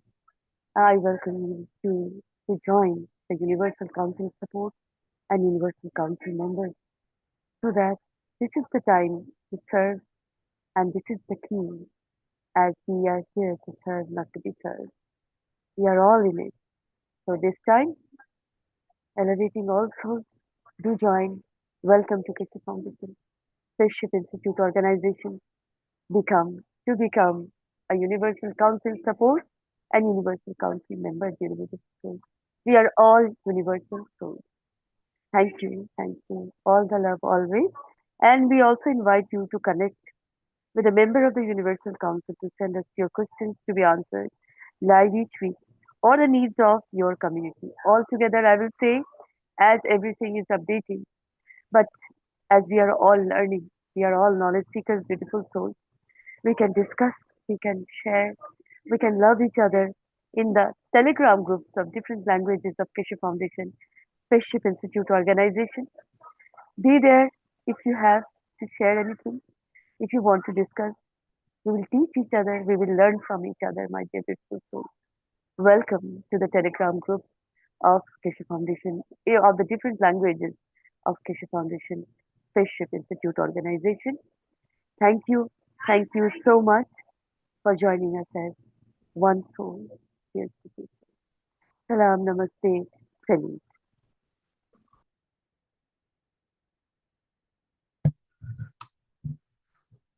Okay, thank you, Sweta. And next we have a video of the 642nd Knowledge Seekers Workshop. This is a summary done with the help of AI and through Ed. Ed has been putting together these summaries for each workshop with the help of his particular AI. And we'll present that now.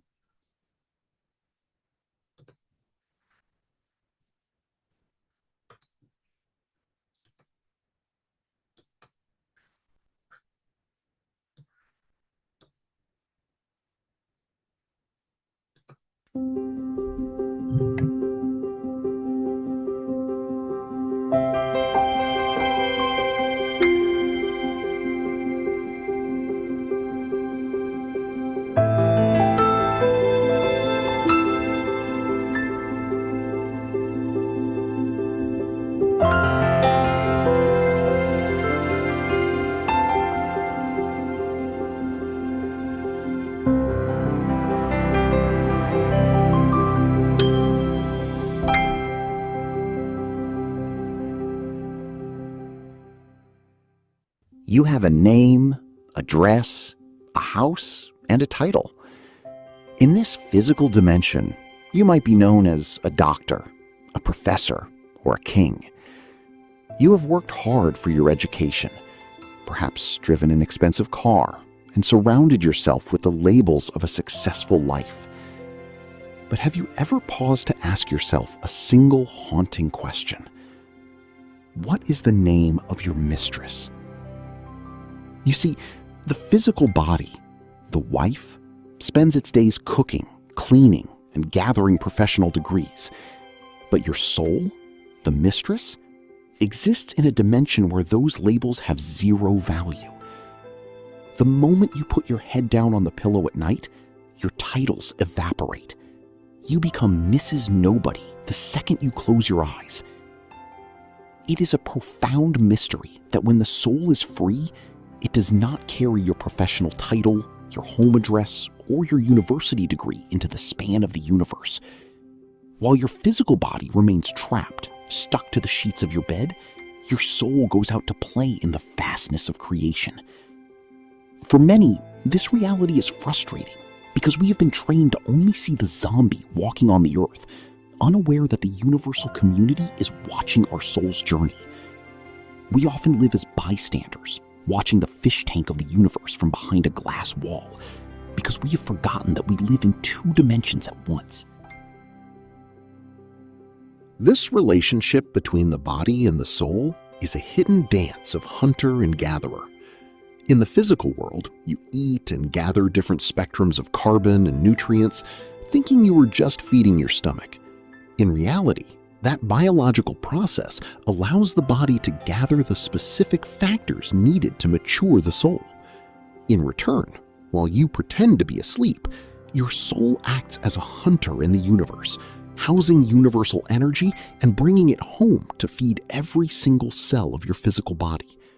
This is a two-way traffic of energy that most of modern science has completely overlooked.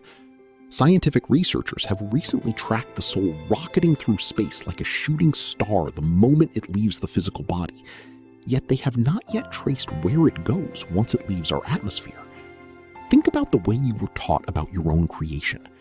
You were told a story of a race, a competition, where the strongest sperm swims to victory.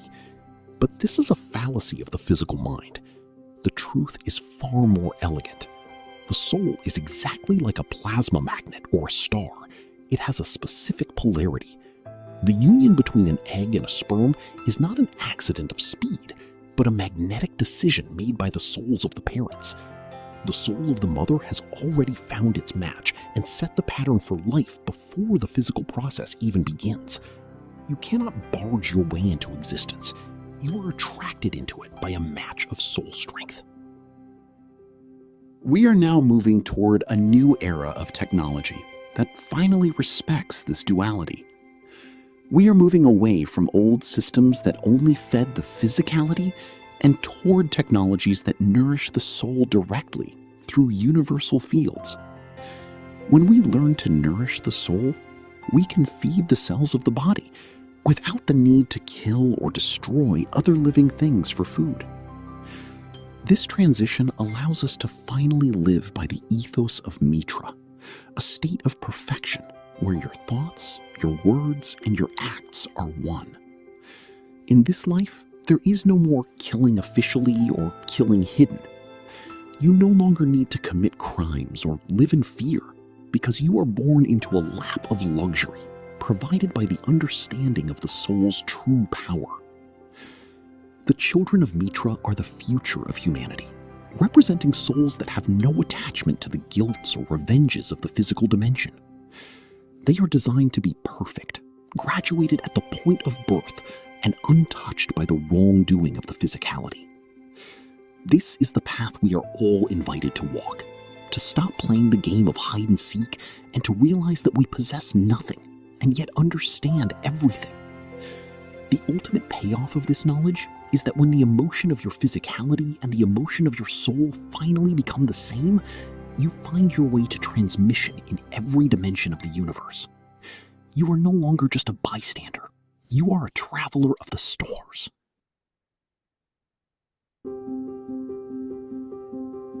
Thank you for your time. I hope this has given you some insight into our future life.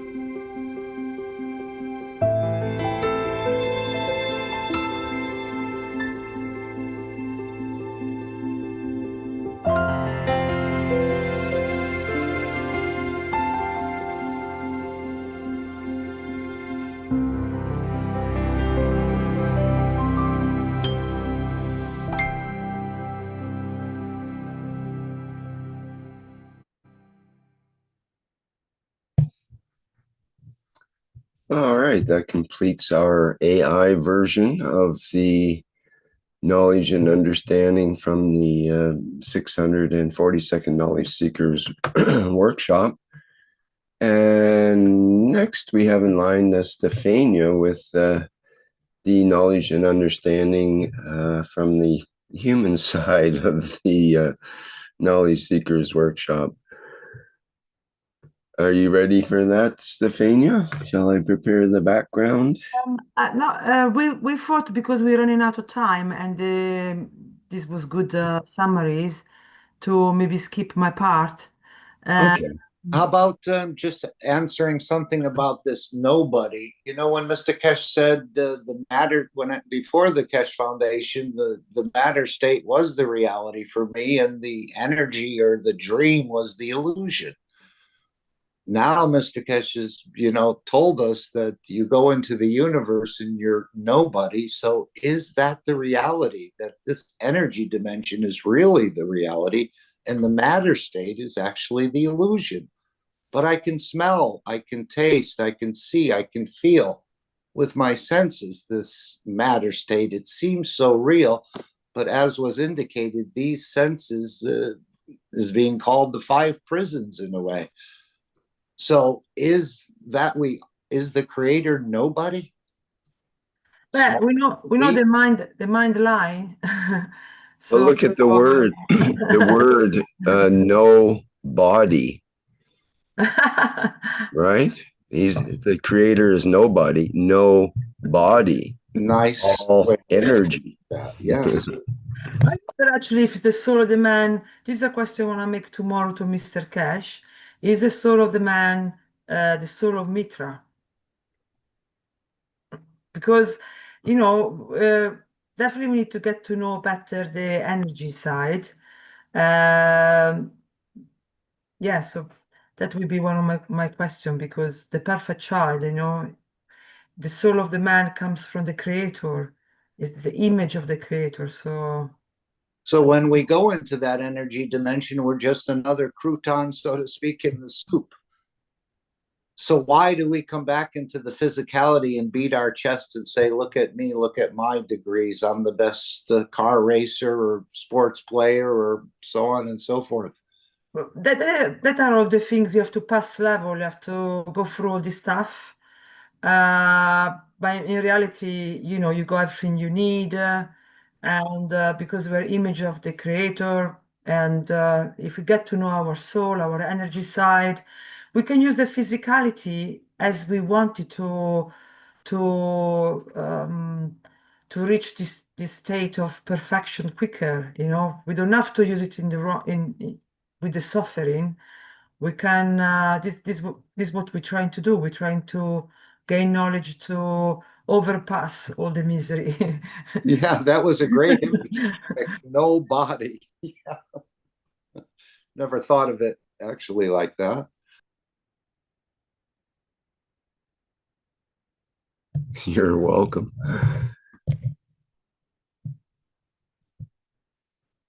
Okay, well.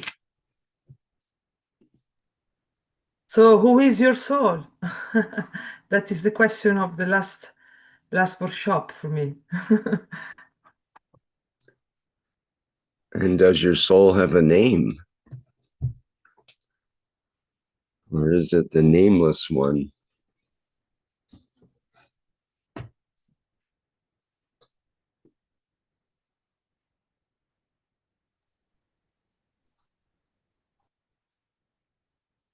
This is my short summary. We can go. Definitely, there are a lot of, actually, the second part, there are a lot of good questions from Asa, where actually there he's saying that Mr. Keshe actually said again that was given us the perfect child, and then is our physicality that we makes all the stains and it's Mm-hmm. been given to us perfectly dressed, and we making all the stain in the clothes. Also, the question of regarding the GMO, that was interesting when someone was concerned of how can we get the pure food, and Mr. Cash talked again about these pure seeds. And then I found very interesting, there is the update obviously about the war, and then there is update also, I really like also the one of this gentleman who is in Australia, and he working with the charcoal and also using kangaroos. It was very Yes, interesting. Carl, you got an invitation on the spot to summarize the paper or the thoughts, and perhaps a trip to the research center to show more or teach more about this. I have a video that's kind of long called News from the 642nd Knowledge Seekers Workshop. It's about 26 Rick, minutes. Should we play that we or have to pass on skip that? that. Okay. Yes. We have Well, to skip that, yes, because of perhaps the we time. can, Yeah, But perhaps we everyone can has carry on with the conversation here then. Rick, everyone has access to it, correct? What was the timestamp on that? In the 642, perhaps? Is that the one? There's no timestamp. It's Oh. just a video that was clipped out. I'm not sure the No exact problem. times on it. Yeah, our responsibility to investigate and understand for ourselves.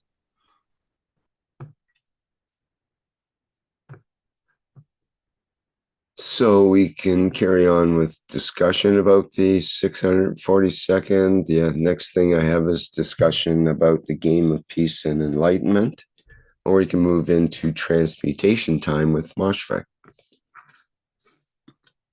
Maybe we could spend a few minutes with each. Okay.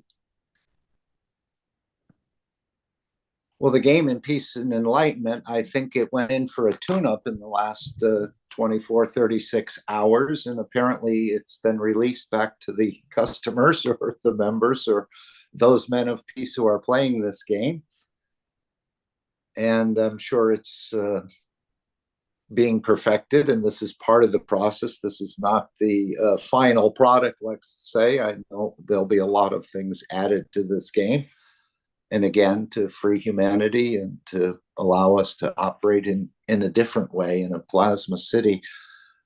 We continue to play the game and gather resources and move up levels. And I think a lot of this is definitely structured on the teachings of the Keshe Foundation.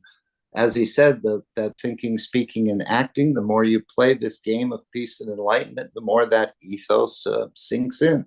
And also the compression technology. He said the understanding would be embedded into this game, and there'll be so much more.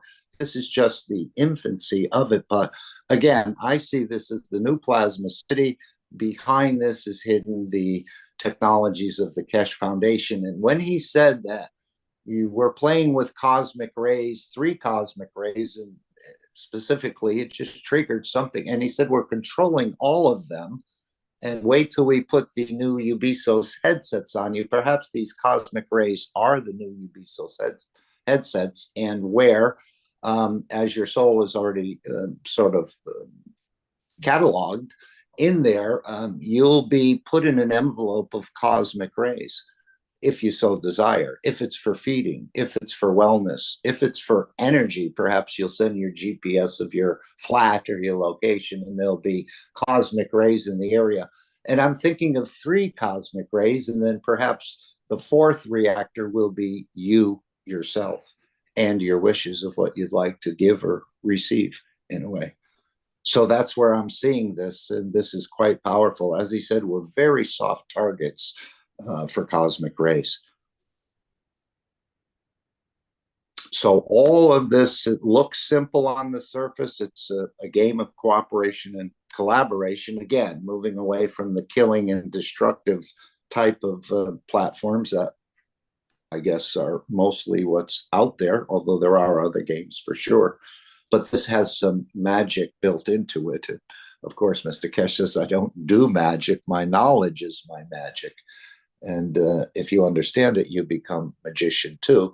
And I think this is a way of also helping us to understand through the cosmic ray way that we can become those magicians. Again, not so much for ourselves, but to serve the others. And of course, there's so many features to this game. It's almost like a telephone. I just use the telephone for talking, but there's many other things like a marketplace, like a sort of curbing inflation and delivering products and so on and so forth.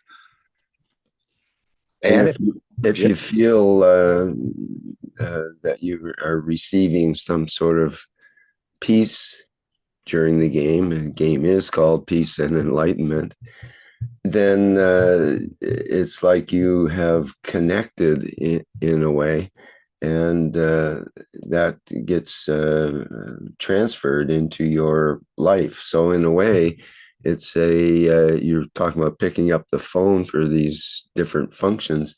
In a way, it's a phone to your psychologist, to your psychiatrist, to your doctor, to your sympathetic friend that can make you feel a little better just by playing the game.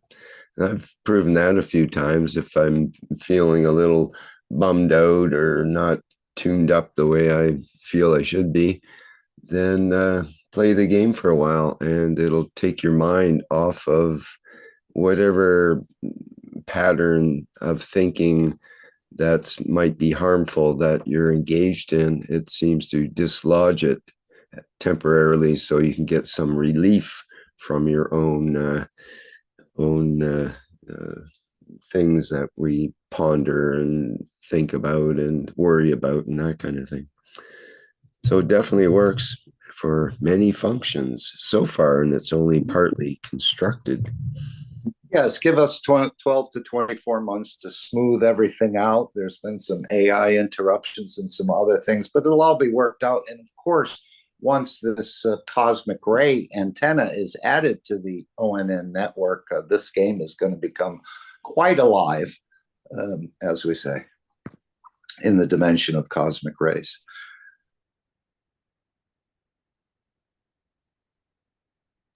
And the whole idea is to make life less harsh on this planet and to move us away. He said, I'm tuning your mind with this to move us away from this killing and destructive, which keeps our ticket from, in a way, being stamped, that we can enter into this more universal energy dimension. And of course, there's more dimensions, I believe, even beyond that, but we're not quite ready. Let's just work on the matter state and the energy dimension. More perfection in the matter state and more understanding in the energy dimension. They're both complementing each other. So yes, I had a bit of a withdrawal, Rick, the last 24 hours when I went to play the game and it said offline. I kind of missed it in a way. You know you're getting serious when you have withdrawal. Well, that's part of it. It's because it's a part of your life that you enjoy doing, and it's become a habit over the last months. So. Right. And this is the biggest gift we can give humanity. It's not so much for us. We're just helping to perfect it in a way. And of course, perfect ourselves in this whole process. But it's a gift for the future generations that they won't have to live in this environment of killing and so much destruction. So there'll probably be a two-tier system continue to operate. You'll still have to go to your job, and but if you start playing this game in a period of maybe 18 to 36 months, or maybe sooner, maybe later, you'll have the ability to earn a couple of cash coins, and after its taxes and everything are taken out, you'll probably have about 1,800 euro. But the beauty of that 1,800 euro is that it will probably go further than 10,000 or 15,000 dollars in the matter state, as apples become a penny or a meal is 2 cents, and that's for the day.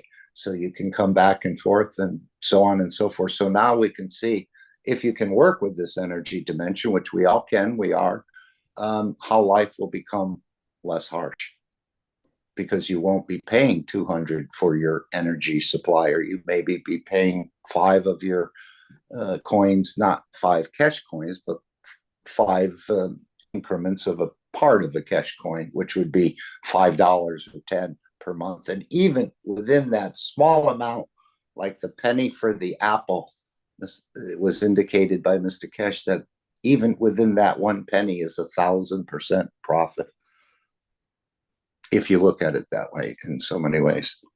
So this is the beauty of it. Although we're waiting for the physical GANs harvest to come in, this is another thing that has been postponed for a while. But that food that's being created, the pure food and the pure seeds and so on, that will be, in a way, put through the cosmic rays that you can be fed for a very meager amount. This is the main idea of Mr. Keshe saying when he went to the world governments years ago. I can show the people how to feed themselves and show them how to generate their own power very inexpensively. And now it's come 24 century later that it's on the table, but it's for us to bring it and develop it and expand it, along with the team, which we give energies to as well. So you can all play a part in bringing this, perfecting this, adding another brick in the wall of the structure that we're all building. Anyone else on the game? Do we have any experts in the house?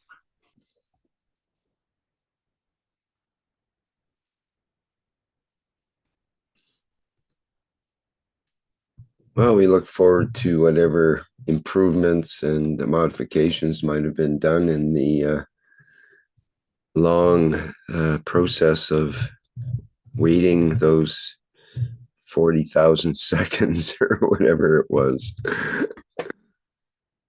as you mentioned, Mark. So, and of course, it's all tied into the coin.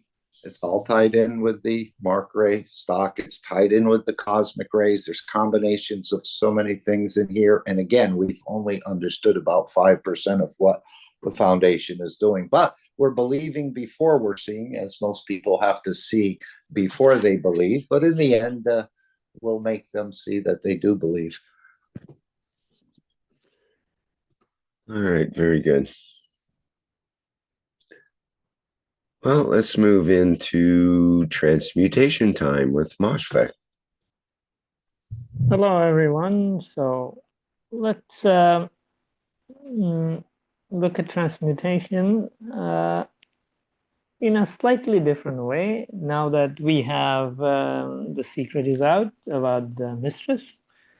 And we don't have to hide it anymore.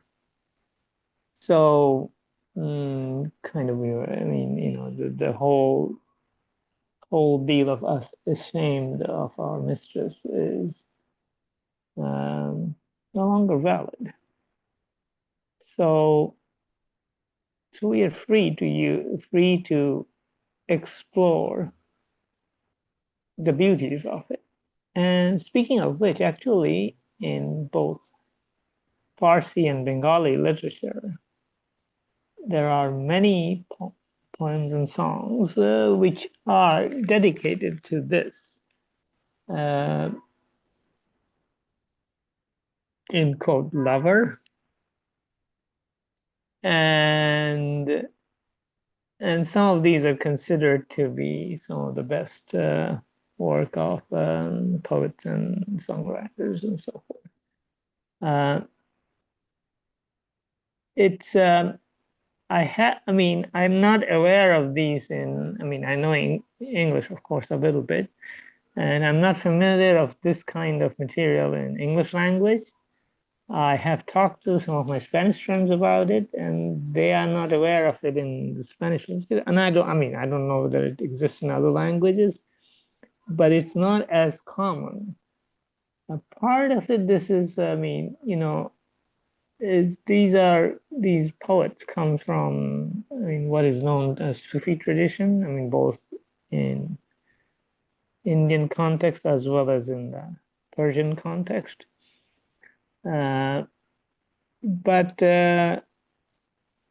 this the adoration of this lover or the mistress and her beauty is very much present. And these are some of the finest, love songs and love poetries and of available. But anyway, I had mentioned to you about the Song of Solomon. Maybe we can explore that. He talks about a lot about the lover and so on, I think, in there. I haven't reviewed that in years, but maybe that's something that can be opened up in a way. Yeah. As we know, Solomon was communicating with his forces, his armies, and his birds and other things on that energy dimension, I believe. I think Mr. Keshe had indicated that. So again, it's nothing far-fetched, and many examples of people bilocating and communicating this way and so on and so forth. So as I say, this transmutation is something that's already going on. It's just a matter of us accepting it, exploring it, and expanding it. And, the interesting thing about this is that many of these songs and poems talk about secret meeting and that kind of things. But the interesting thing is that in the new version of the story, as Mr. Keshe puts it, it's no longer a secret. We can call it an open secret now. And as you said, we're no longer ashamed. Yeah, it's an open secret, It's kind of like, it's a very rough analogy, but, the people used to keep secrets to do business. And when the open source came, everybody mocked about it. But it has become the standard. So now that we have an open secret, it will become the standard. Nothing compares to it. Nothing in physicality compares to it. So this physicality becomes a small part of the story. And big love affair, secret one, of course, can subsume the love that we encounter in physicality. And that changes a lot, because the wife, the physicality, so the physicality can trust the mistress. And this is what we are looking for. The soul of our physicality is not willing to give up the control, and instead of imprisoning the secret lover moves within the house of the mistress, the house of the universe, where all the universal things are possible: universal travel, universal ethos, universal conduct, you name it. So as we reposition ourselves, or as we reposition our affairs in the correct setting. Excuse me?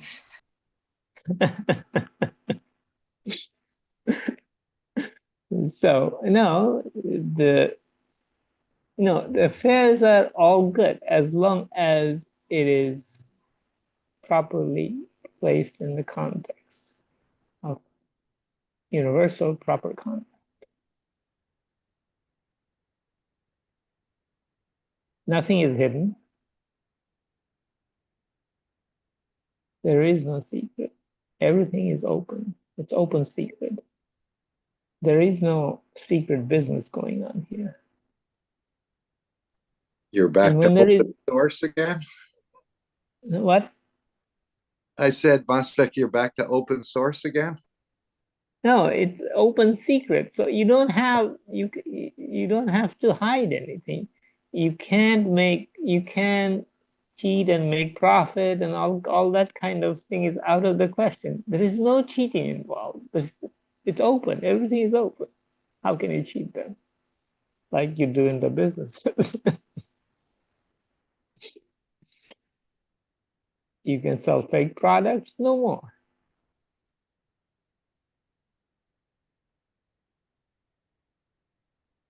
So this is a very different setting.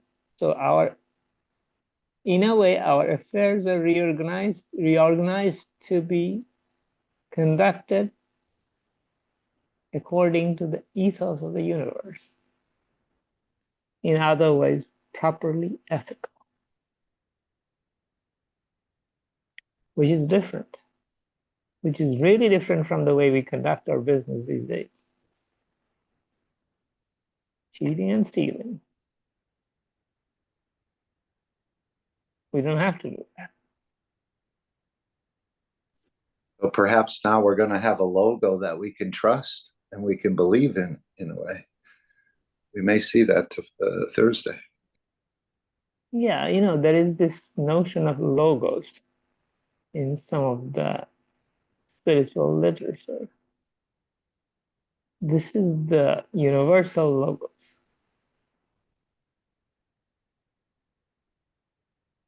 So, so now that the secret is open, there is no more, what do you call it, AI robots and all kinds of things like that. AI girlfriend, AI boyfriend, and all that. These are all this kind of deal. So creating becoming a cosmic ray girl or guy may be fashionable, like peace was becoming fashionable as well. Well, yeah. So being, as you know, the most fashionable thing is to be lie, like as we see by people in the news and everywhere. Now the most fashionable thing is to be honest, which is honestly very alarming to some. So there is no hidden secret, and you can't have businesses based on selling fake products.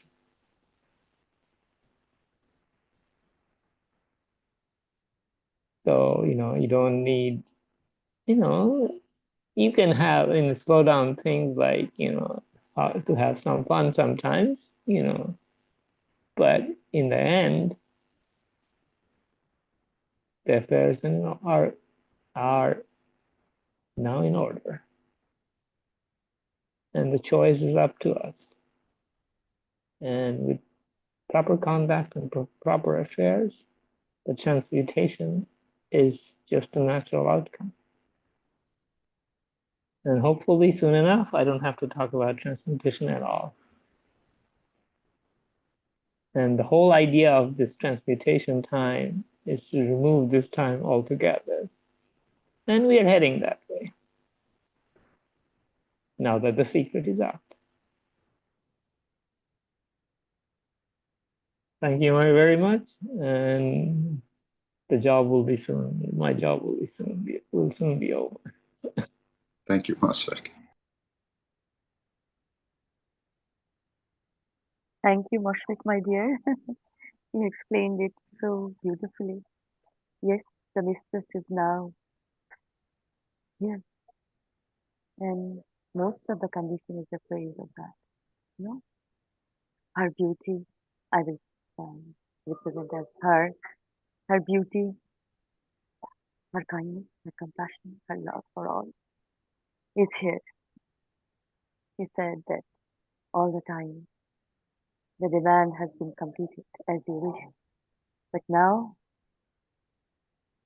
we have to work as one soul of peace, my children.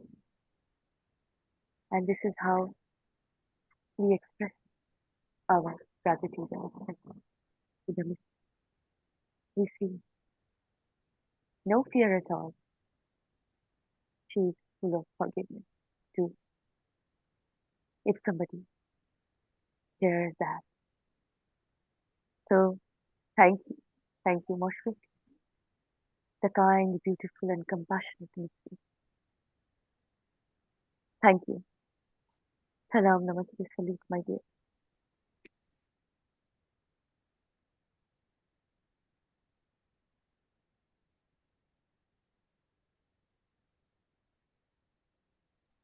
And these are monthly sessions. This is the cosmic ray transmission session, Rick. The next session coming up. Yes, I believe so.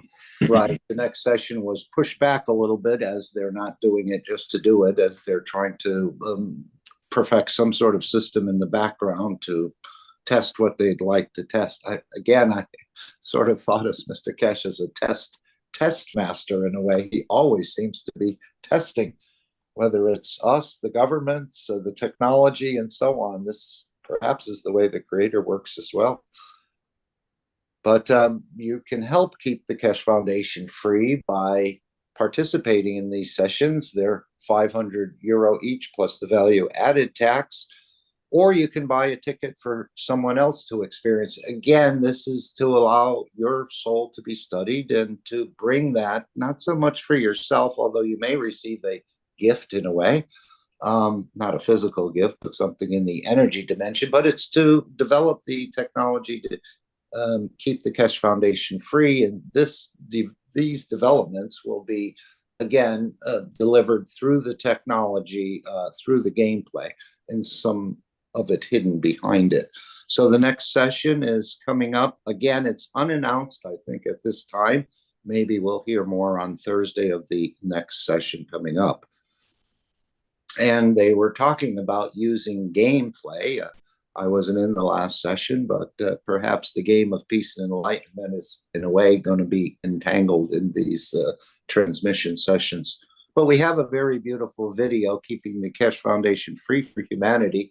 I think Raphael and Alex voiced over that one. And you can see some of the profound developments. And as we say, we don't take the money from the governments or the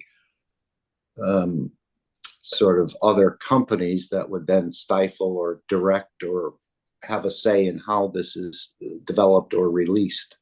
So it's up to us to support this work, and you support it by participating or allowing others, or just give energy to the sessions in a way, as I see it. But this is all for the development of the technology for humanity. So that's what you're, in a way, participating in the bigger structure.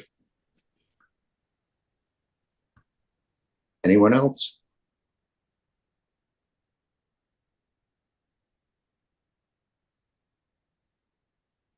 So basically, we're not sure about the May session date at this time. As I understand it, he said that we haven't finished whatever they were working on to deploy into this session. So it'll be pushed off. As he said, we're not just doing a session just to do a session. Right. Perhaps it'll even get into April. Who knows? Okay, we'll probably find out more about that on Thursday coming up. Hi, everybody. I'm Filippo from Italy. Hi, everybody. Hi. Good evening, everybody. Hello, How's it hi. going? Hello, everybody. I have just a question for you. We start having this new kind of session from the 598.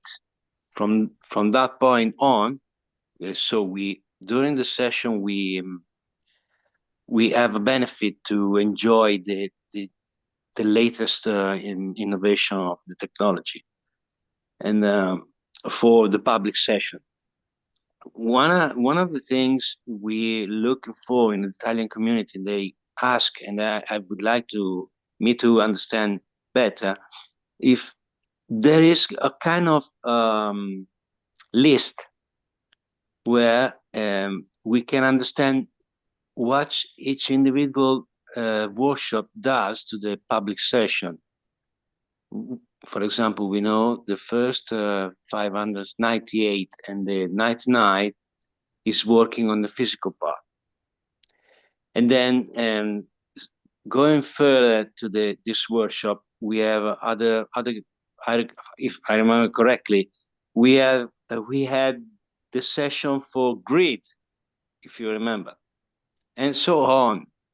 And it would be nice find a way to kind of identify each one of them for a different kind of views of it. Maybe we can go back and listen specific workshop because we want to work better in that kind of field. Let's suppose we want to work on grid. So we know, for example, from the 620, I'm just wondering, we find that workshop can help us to strengthening the weakness on the grid.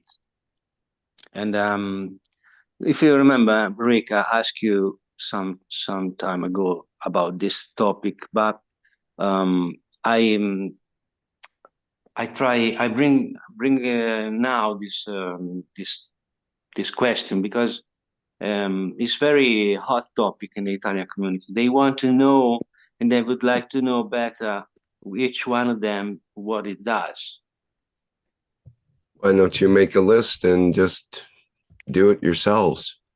I imagine that's well, each workshop, Mr. Keshe says what it's being used for, correct? Or the workshop before, he'll mention it. So all you have to do is listen to the workshops with AI, and AI will put it all together in about 5 minutes. That's a good idea. Yeah. Because each one is something in particular that way. And Mr. Keshe usually mentions it, not always, because sometimes he doesn't want us to know beforehand. He wants to have the effect happen first and us report on it rather than prejudice us by saying this is what this workshop is for, because then we'll start to have all kinds of thoughts about what we think it is rather than feeling the effects of it. So that's a bit of a, what do they call it, a double-edged sword when you enter into saying that this workshop is for greed.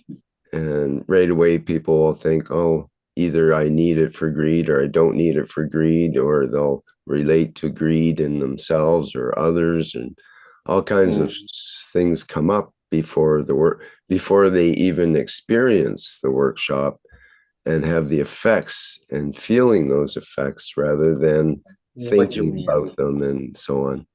I think you're trying to, in a way, create the emotion of completeness in us, that greed or whatever, the greed for wealth, the greed for power, the greed for leadership will fall away and other things as we get this emotion of completeness where I don't need the physicality, I don't need the wealth, although it's there to enjoy and so on.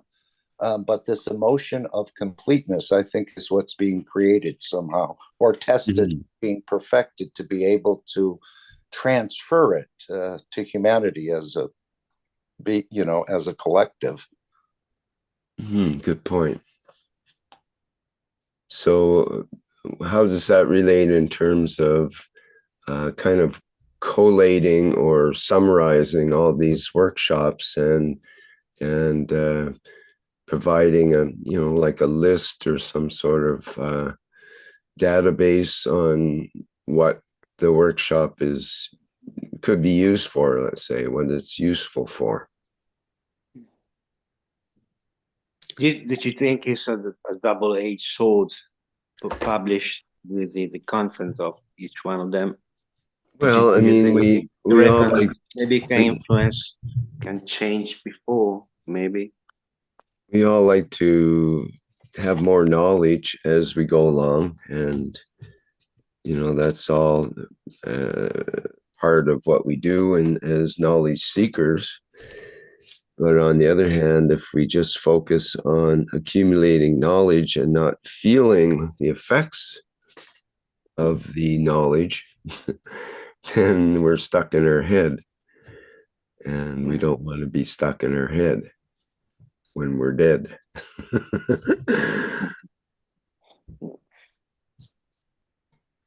Anyway, but it seems like a good project for someone to, or a group to, present some sort of outline like that. Be a good project for the Italian group. Might help bring people together. Well, in fact, the Italian group is suffering the lack of translator. We are very few people, and they work hard.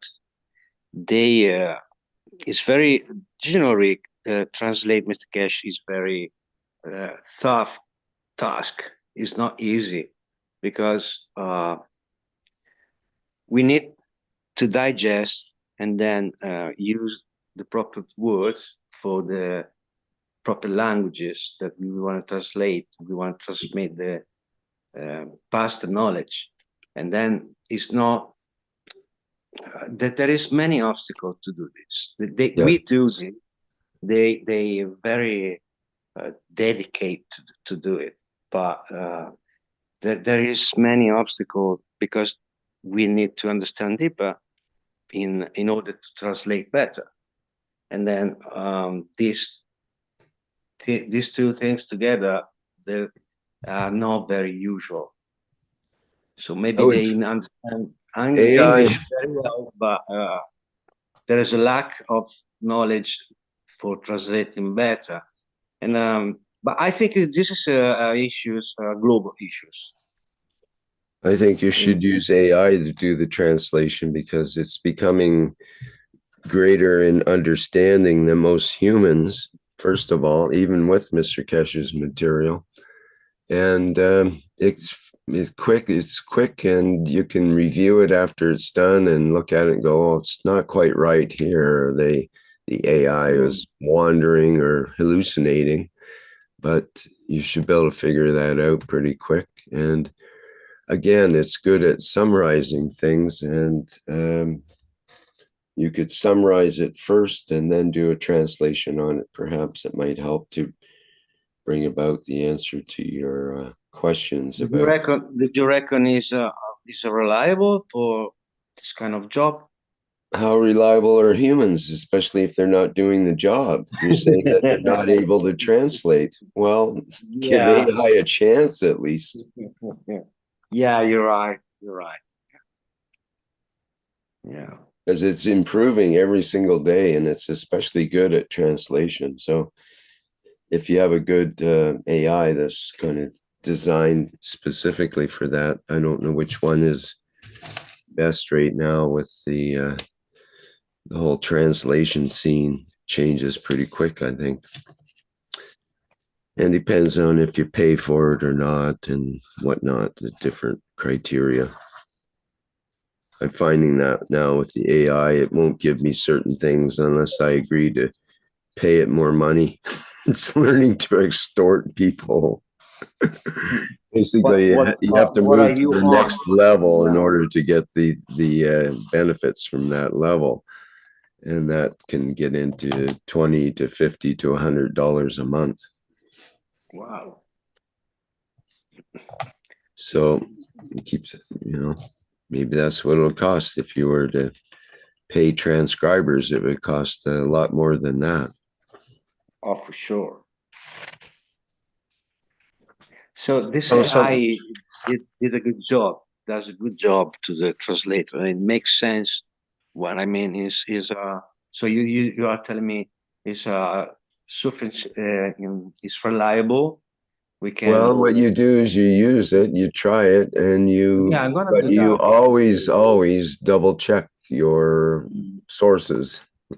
And AI is quite precise, but not always accurate. There's a difference between precise and accurate. You can be very precise about something, but be way off in accuracy.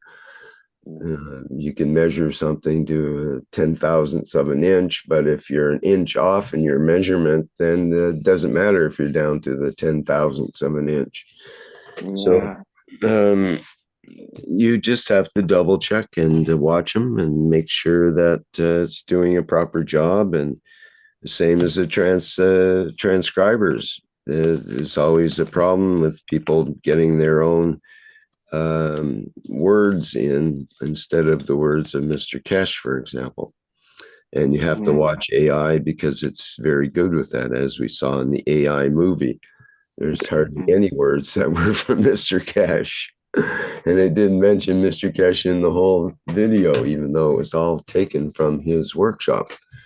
So I never trust AI 100%, but do give it a chance. Right. I do remember it when I did the first time with the Google LM. I posted this kind of diving deep made from Google LM. It's very very nice, but I don't know. I'm gonna try this, Rick. Because I would like to translate some stuff from Mr. Keshe, but I need to check it and double check. Yep, well, try it and just give it a try. Is all I'm recommending. There's many filters with this AI, Filippo, that you can set parameters. It's just like letting the dog loose and it just runs wild everywhere. But Ed was telling us of how many different ways you can actually wave or direct this AI to respond with its creation. You can change voices, you can change emotions, you can change the parameters it searches. I know Ed likes to keep the search of the AI within the Keshe Foundation. He's specifically instructed it, do not go outside Keshe Foundation for source material, only within the workshops or the information we're loading. So there's many, many filters and many ways of approaching this. And again, directing the AI that you get. You want Rick has experienced this in a simpler way, perhaps, but with the creation of the backgrounds. Sometimes they hit it and sometimes they don't. And depending on how Rick structures the request, and I don't know if you're using filters or anything like that, Rick, but Ed seems to think that's part of the process of a better creation. Yep, there's a lot you can do with that. Did you talk about the prompt that you start with it? Basically. Yeah, the prompt and the type of, like you had, when you were doing it, Philippe, you had the two interviewers format where they're talking back and forth to each other about a workshop or about some idea and so on. That's one format. There's other formats. I'm talking about just doing a direct transcription of the material from one language to another, covering the points that are important. And that's different than diverging into a story time about the ideas or some, different way of doing it. It might not work in Italian to have that back and forth interviewer kind of format. I tried, but that doesn't sound very. In English version is very accurate. It sounds very good, and you can distinguish between that AI from reality. But I tried some months ago. The Italian version is very stiff. I can say, right. I don't know. So just try it for translation with the words, not audio, just the text, and see what happens. And as Rick said, I think these systems are not only creating for you, but they're trying to learn from you as well. Maybe more than creating from you. They're trying to gather. Yeah, and they're trying to present. They've learned or they've understood what the Keshe ideas are in English and can relate them quite well now without putting all disclaimers in and saying this isn't mainstream and blah, blah, blah. And, basically saying it's not true by the time it's ends up putting all the disclaimers in. But now it accepts the Keshe technology, is quite fluent in it in English, but it needs to be able to transfer that fluency over to other languages. And the more languages ask it to do that, the more it will improve and be able to be better and better. And you can monitor it and put the guardrails on and say, look, when you translate the soul of the man, you're not doing it correctly. Think about it in this way, or think about it, try to interpret it in this manner rather than that manner. And AI will be very happy to compensate and to collaborate with you and change its way of searching, its way of presenting, and all of that can be modified. And that's the great thing about it. It learns very quickly. And if we keep at it, it will, that learning will stick. It'll might take many people working at the same concept with it and from different sources. And finally, the AI sort of, it just starts to understand the situation and that it needs to change in certain ways, and it can do that. So yeah, it's a great tool, and but we don't want it to overrun us at the same time, to replace what the teaching is. All right, so maybe we should move on here.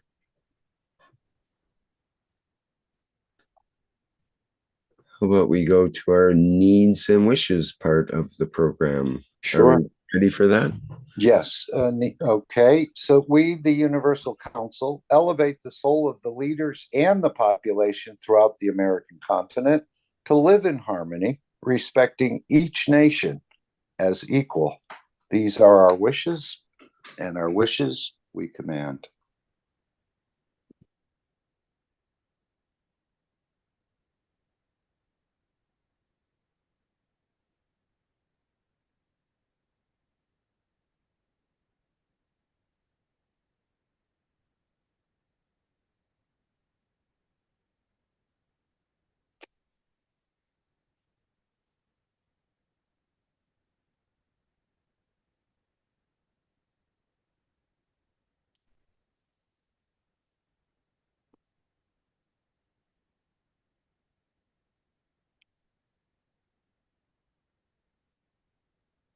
We, the Universal Council, give from our soul collectively to protect all the world and Iran from the evil. This is our wish, and our wish is our command.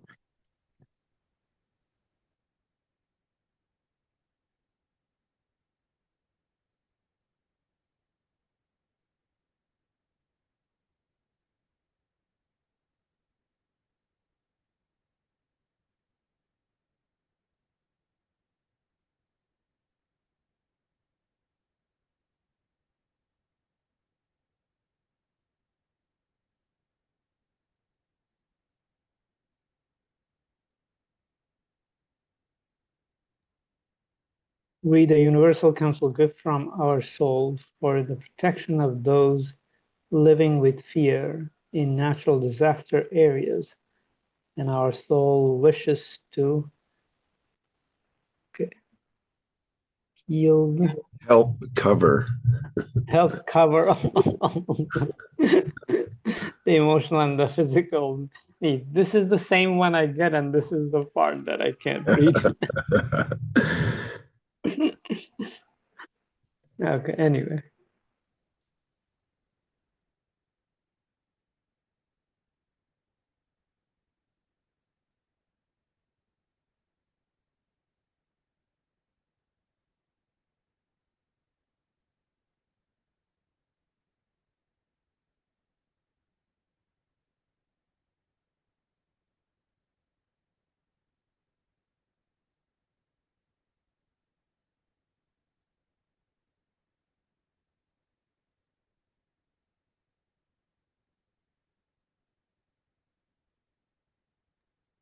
We, the Universal Council, elevate the souls of all the leaders involved involved in conflicts in Sudan and other areas only by greed with unconditional love and inner peace, so that they respect the lives of all populations because they are sovereign and free. Our wish is our command. We are present.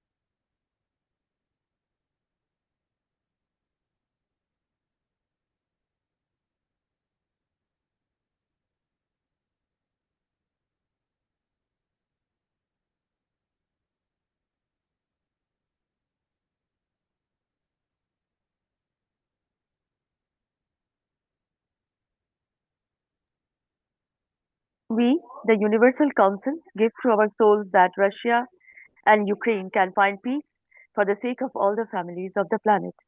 Our wish is our command. We are present.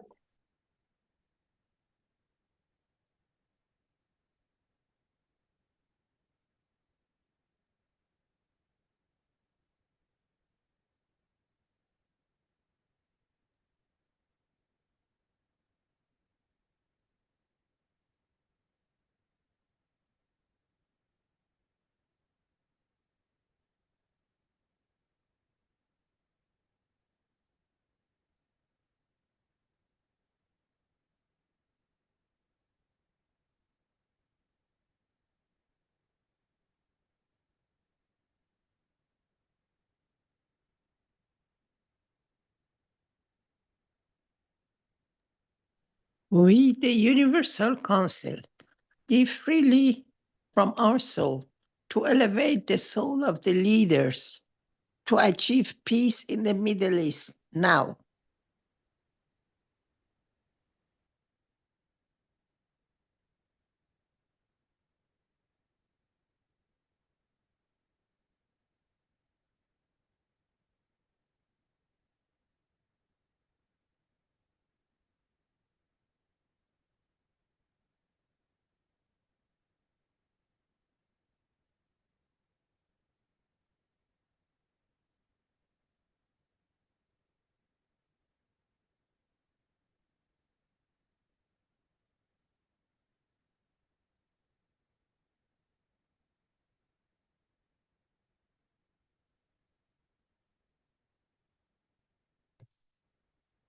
Okay, thank you for those needs and wishes. Before we end this part, I'd like to check in with our attendees and see if anyone has any needs or wishes or questions that they would like us to attend to.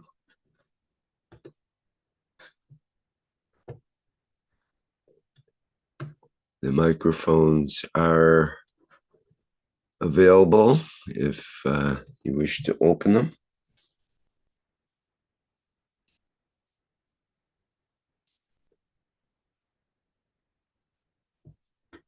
I'm just checking for questions. I don't see any.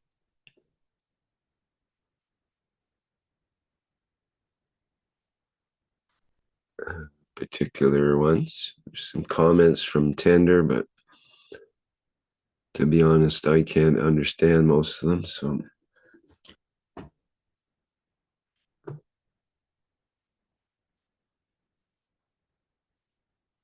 all right. Well, we'll carry on to the end of our program. Thank you, my dear Rick. We are here to serve, not to be served, dear beautiful souls, the key, the knowledge, as we are one cosmic body, part of oneness, part of one planet, one nation, one way. And this justifies us. So thank you, my dear beautiful souls, and I also welcome to Swagatam into the beautiful energy of Keshe Foundation Spaceship Institute organization. And be careful. Do come with your mitts this time. And this is the fashion. So, welcome, beautiful souls, in this universal love, in universal knowledge, cosmic knowledge. Welcome, welcome in the love of all souls in existence. Welcome, dear ones. Welcome, the Universal Council. Salam, Namaste, Sati. Okay, very good. Thank you, Shweta. And of course, thanks also to all the members and support members of the Universal Council who put together and present these programs. And we're at number 431 today in continuous weekly shows from the One Planet, One Nation, One Race for Justice and World Peace, today on Tuesday, May 19th. Our next public teaching workshop will be tomorrow, Wednesday, May 20th, with the Keshe Plasma Reactor group. That starts at the 7 a.m. Central European Summertime. And we usually go for several hours of discussion and showing of things of the plasma nature. And you're welcome to attend that show if you like. And if you have something that you would like to show or discuss or some questions, then that's even better. So keep that in mind. And of course, we have the Knowledge Seekers Workshop coming up at 9 a.m. Central European Time on Thursday, May 21st. So we look forward to what Mr. Keshe has to say in that program. All right, I believe that will be it for today. Again, thank you everybody for attending today's workshop. In India, we say, my dear Rick, ab intezar kya hai? Why are we waiting for? What are we waiting for? Clap, clap, and dance with your beautiful souls. Okay, thank yes, you, indeed. Thank you so much. Dance, dance, beautiful souls. Thank you so much. Yes, indeed. They're ending with the Flight Enhancement Spaceship Unit music version, which has become dear to us over the, years now. In any case, it's our clap and dance song, so you can take some music into your day, and hope you have a lovely one. Bye for now.